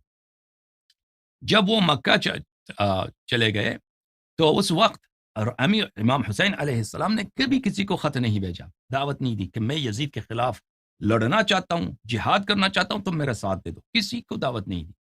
کوفے والوں نے خود امام حسین علیہ السلام کو خط پہ خط بھیجے کہ آپ تشریف لائیں، ہم آپ کی نصرت کریں گے، آپ کے لیے یہاں پہ لشکر آمادہ ہے. وہاں پہ مدد کی اور حمایت کے جو ہے وعدہ کیا گیا. پھر امام حسین علیہ السلام نے اپنے چچا زاد بھائی مسلم ابن عقیل کو کوفہ بھیجا. یہ مسلمات تاریخ ہے. انہوں نے بھی تائید کی، ان کے ساتھ کوفے والوں نے ہزاروں کی تعداد میں بیعت کی. انہوں نے بھی تائید کی کہ آپ کے پاس یہ سب کچھ صحیح کہہ رہے ہیں، یہاں پہ لوگ آمادہ ہیں آپ کی سپورٹ کے لیے. ٹھیک ہے. تو پھر اس وقت امام حسین علیہ السلام کوفے کی طرف روانہ ہوئے. ٹھیک ہے نا. تو امیر المؤمنین علیہ السلام جب مدینے میں تھے، اب خلافت غصب ہوا ہے، اس وقت ان کے پاس کوئی سپورٹر نہیں تھا کہ وعدہ دے دے کہ ہم آپ کی سپورٹ کریں گے، آپ لشکر نکال دیں. ایسا کوئی بات ہی نہیں تھی. تو سچویشن ان دونوں کا بڑا مختلف ہے. پھر امام حسین علیہ السلام جب وہاں سے مکے سے نکلے، انہوں نے یہ ہمیشہ یہی کہہ رہے تھے کہ یہ بنی امیہ والے مجھے قتل کرنا چاہتے ہیں. پالیسی ابو بکر عمر کی مختلف تھی یزید کے پالیسی سے اہل بیت علیہ السلام کے متعلق. یزید چاہتا تھا کہ امام حسین علیہ السلام کو قتل کرے.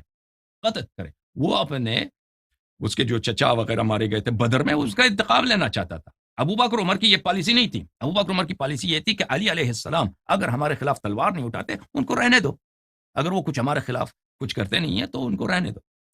تو یہ بھی ایک بڑا فرق ہے کہ اس طرح نہیں تھا کہ امیر المؤمنین علیہ السلام کو اپنی جان کا خطرہ تھا قتل ہونے کا. اگر وہ تلوار نہیں اٹھاتے تو وہ آرام سے رہ سکتے. امام حسین علیہ السلام کے لیے یہ گنجائش نہیں تھی. امام حسین علیہ السلام بار بار کہتے ہیں لو ترک القطا لنام. اگر پرندے کو رہنا یہ ایک ضرب المثل ہے، اگر پرندے کو رہنے دیا جائے وہ اپنے گھونسلے میں سوئے گا. اگر یہ مجھے اگر رہنے دیں کہ میں اپنی زندگی گزاروں، میں اپنے شہر میں جا کے اپنی زندگی گزاروں گا، لیکن یہ مجھے قتل کرنا چاہتے ہیں. تو پھر امام حسین علیہ السلام جب مکے سے کوفے کی طرف روانہ ہوئے تو کربلا میں ان کا راستہ کاٹا گیا ابن زیاد کی فوج نے. بڑا مشہور ہے واقعہ. اور وہاں پر کوفے والوں نے مدد کرنے سے انکار کیا تھا. کوفے والے سب اب انہوں نے اپنا سب وعدے توڑ دیے. مسلم ابن عقیل سے جو بیعت کیا تھا وہ سب توڑ دیے انہوں نے. تو اس وقت امام حسین علیہ السلام نے پھر بھی کہا کہ میرے خلاف نہ اٹھو. بار بار کہہ دیا کہ میرے اولاد کو کیوں تم قتل کرتے ہو. امام حسین علیہ السلام کا یوم عاشور، اس سے پہلے خطبے کافی مشہور ہیں کہ میں نبی صلی اللہ علیہ وسلم کا نواسا ہوں، تم مجھے میرے قتل پہ کیوں تلے ہوئے ہو، مجھے چھوڑ دو، مجھے رہنے دو. لیکن ان لوگوں نے نہیں دیا امام حسین علیہ السلام کو. وہ کہتے تھے کہ آپ غلامی یزید کی قبول کریں. ان دونوں کلام میں بڑا فرق ہے. ابو بکر عمر امیر المؤمنین علیہ السلام کو عزت کے ساتھ رہنے دے رہے ہیں کہ اپنے وہ گھر میں رہیں، ہمارے خلاف تلوار نہ اٹھائیں. یزید یہ نہیں دے رہا. یزید کہہ رہا ہے کہ اس کو قتل کرنا ہے بارہا، یا اس کو ہاتھ باندھ کے قتل کرنا ہے اسیری میں، غلامی میں، یا اس کو اسی طرح اس کے اہل خانہ کے ساتھ میدان جنگ میں. تو امام حسین علیہ السلام نے شہادت کا راستہ اختیار کیا. امام حسین علیہ السلام نے کبھی لوگوں کو دعوت نہیں دی کہ تم آ جاؤ میرے ساتھ، ہم یزید کے خلاف، یعنی جب تک مکے میں تھے. جب کربلا میں وہ محاصرے میں آ گئے تو اس وقت انہوں نے بہت کوشش کی کہ لوگ ان کے ساتھ دیں، لوگ یزید کو چھوڑ کر ان کی حمایت کریں، لیکن وہ لوگوں نے نہیں مانا، ان کے سپورٹر نہیں بنے. اور انہوں نے یہ بھی پیشکش کی کہ اب مجھے رہنے دو، مجھے رہنے دو. لیکن ان لوگوں نے نہیں رہنے دیا. یعنی کہ کوئی راستہ ہی نہیں چھوڑا ان کے لیے سوائے اس کے یا تم قتل ہو جاؤ یہاں پر، یا یزید یا عبید اللہ ابن زیاد کی غلامی قبول کرو. عبید اللہ ابن زیاد ابن مرجانہ اس کی غلامی قبول کرو. ٹھیک ہے نا. تو ان دونوں میں بڑا فرق ہے. امام حسن علیہ السلام نے کیوں معاویہ کے خلاف جہاد نہیں کیا؟ اسی لیے کہ جیسے کہ امیر المؤمنین علیہ السلام نے ابو بکر کے خلاف جہاد نہیں کیا، کیونکہ ان لوگ ان کے ساتھ چھوڑ چکے تھے. ان کا جو چچا زاد بھائی تھا، ان کے فوج کا کمانڈر تھا عبید اللہ ابن عباس. معاویہ نے ان کو پیسہ دیا، انہوں نے بھی اپنے فوج لے کے معاویہ سے ملے. عراق والوں نے بری طرح غداری کی امام حسن علیہ السلام کے ساتھ، امام حسین علیہ السلام کے ساتھ. وہ یہی چاہتے ان کی معاویہ سے انہوں نے بہت سارے فوج کے سرداروں نے خط لکھا تھا کہ امام حسن علیہ السلام کو ہم ہاتھ ان کا باندھ کے آپ کے پاس یسیر کے طور پہ تسلیم کریں گے. تو امام حسن علیہ السلام کے پاس کوئی چارہ ہی نہیں تھا اپنی جان بچانے کے لیے اور اپنے شیعوں کی جان بچانے کے لیے، سوائے اس کے کہ معاویہ کے ساتھ وہ صلح کرتے. تو شیعہ نقطۂ نظر سے ایک واقعہ کافی واضح ہے کہ یہاں پر جہاد کی طاقت نہیں ہے، جہاد ساقط ہے. جیسے رسول اللہ صلی اللہ علیہ وسلم مکے میں تھے، مکے میں بتوں کی پوجا ہو رہی ہے، کعبہ بت خانہ ہے، رسول اللہ صلی اللہ علیہ وسلم صاحب غیرت ہیں، امیر المؤمنین علیہ السلام سے زیادہ وہ شجاع ہیں، امیر المؤمنین علیہ السلام سے زیادہ وہ صاحب غیرت ہیں، وہ تلوار نہیں اٹھاتے مکہ والوں کے خلاف. کیوں؟ کیونکہ ان کے پاس ساتھی نہیں ہے جہاد کے لیے. ٹھیک ہے. اچھا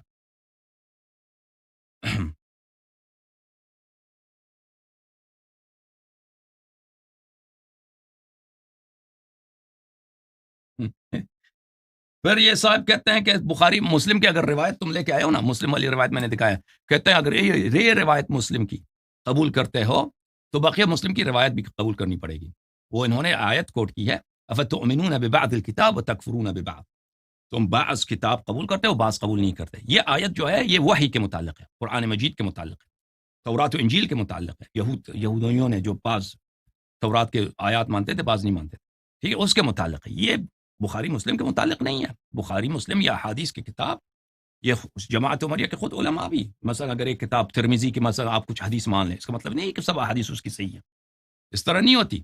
بھئی اگر آپ یہ کتاب اللہ جو ہے قرآن مجید، صرف قرآن مجید پوری کی پوری صحیح ہے، باقی کتابوں میں اس سے ضروری نہیں ہے کہ اگر آپ اس کی ایک حدیث کو مان لیں یا ایک روایت کو مان لیں، اس کے بقیہ احادیث کو بھی ماننا آپ کے لیے ضروری ہو. آپ کے اپنے مذہب کے علماء بھی اس اصول پہ نہیں چلتے کہ اگر مثلا کسی نے سنن نسائی کی حدیث نقل کی تو اس کے لیے سارا سنن نسائی سب کے سب حجت ہے. بخاری مسلم کی بھی بہت سارے آپ جماعت عمریہ کے علماء ہیں، اس سب کو صحیح نہیں مانتے. جہاں تک عمر کا اشداء علی الکفار دیکھیں ڈاکٹر صاحب کیا کہہ رہے تھے، ڈاکٹر صاحب فرما رہے تھے، ڈاکٹر صاحب فرما رہے تھے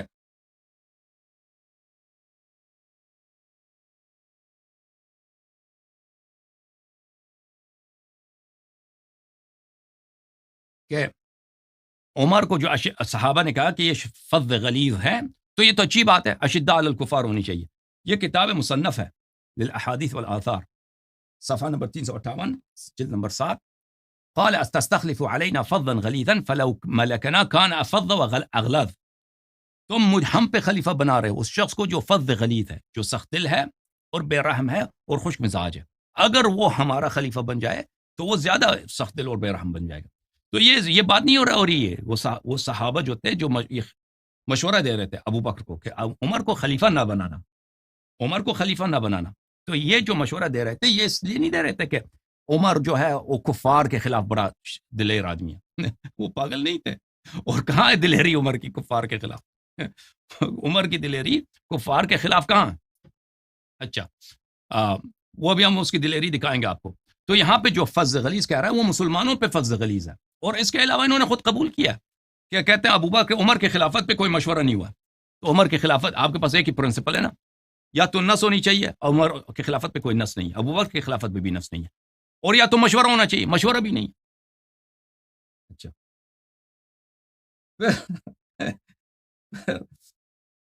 پھر کہتے ہیں کہ عزیزوں کہتے ہیں کہ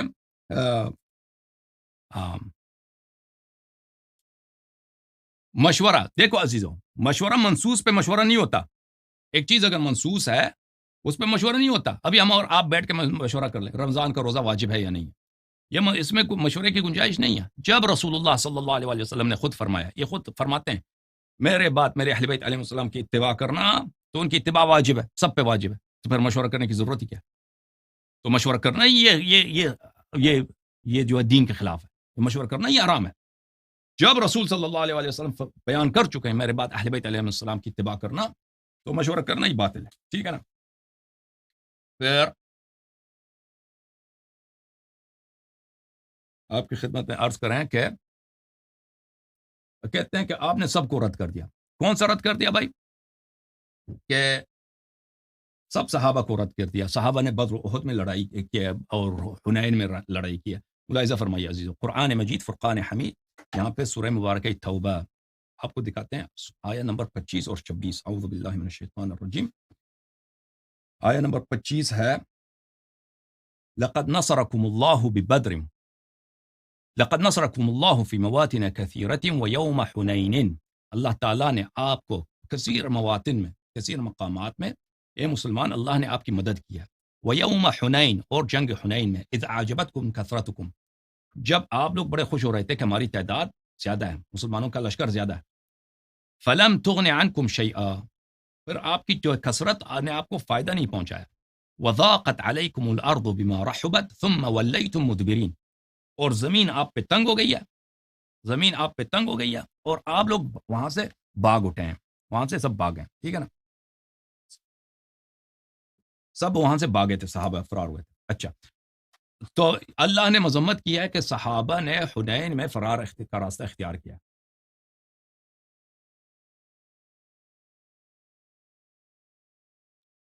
ملاحظہ فرمائیے, یہ کتاب ہے صحیح بخاری, چھاپ دار السلام, جلد نمبر 4, مترجم ہے شیخ حافظ عبد الستار الحماد. یہاں پہ آپ کو لے کے چلتے ہیں میرے محترم ناظرین, صفحہ نمبر 367 میں. ہم منتظر ہیں, یہاں پہ کوئی مولوی صاحب تشریف لانا چاہ رہے تھے, وہ کہہ رہے تھے کہ 12 بجے آئیں گے, ابھی تک وہ نہیں آئے. ایک مولوی تھے, کہاں ہے مولوی صاحب ہمارے, وہ آج مناظرے کا انہوں نے بڑا, میں نے دیکھا پوسٹر وغیرہ لگایا تھا کہ ہم نے اللہ یاری کو چیلنج دیا ہے اور اللہ یاری کا چیلنج بھی قبول کیا. وہ ابھی منتظر ہیں کہ وہ آ جائیں, ابھی تک نہیں آئے. اچھا, یہ بخاری ہے, حدیث نمبر 4322. ترجمہ ملاحظہ فرمائیے, بخاری کا جو ترجمہ ہے ملاحظہ فرمائیے. یہ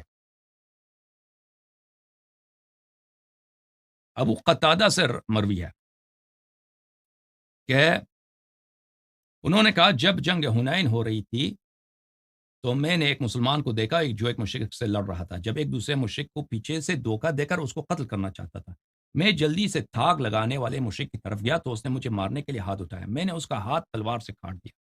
پھر اس نے مجھے اس قدر زور سے دبایا کہ میں نے موت کا خطرہ محسوس کیا. آخر کار وہ سست پڑ گیا اور اس نے مجھے چھوڑ دیا. پھر میں نے اسے دور ہٹا کر قتل کر دیا.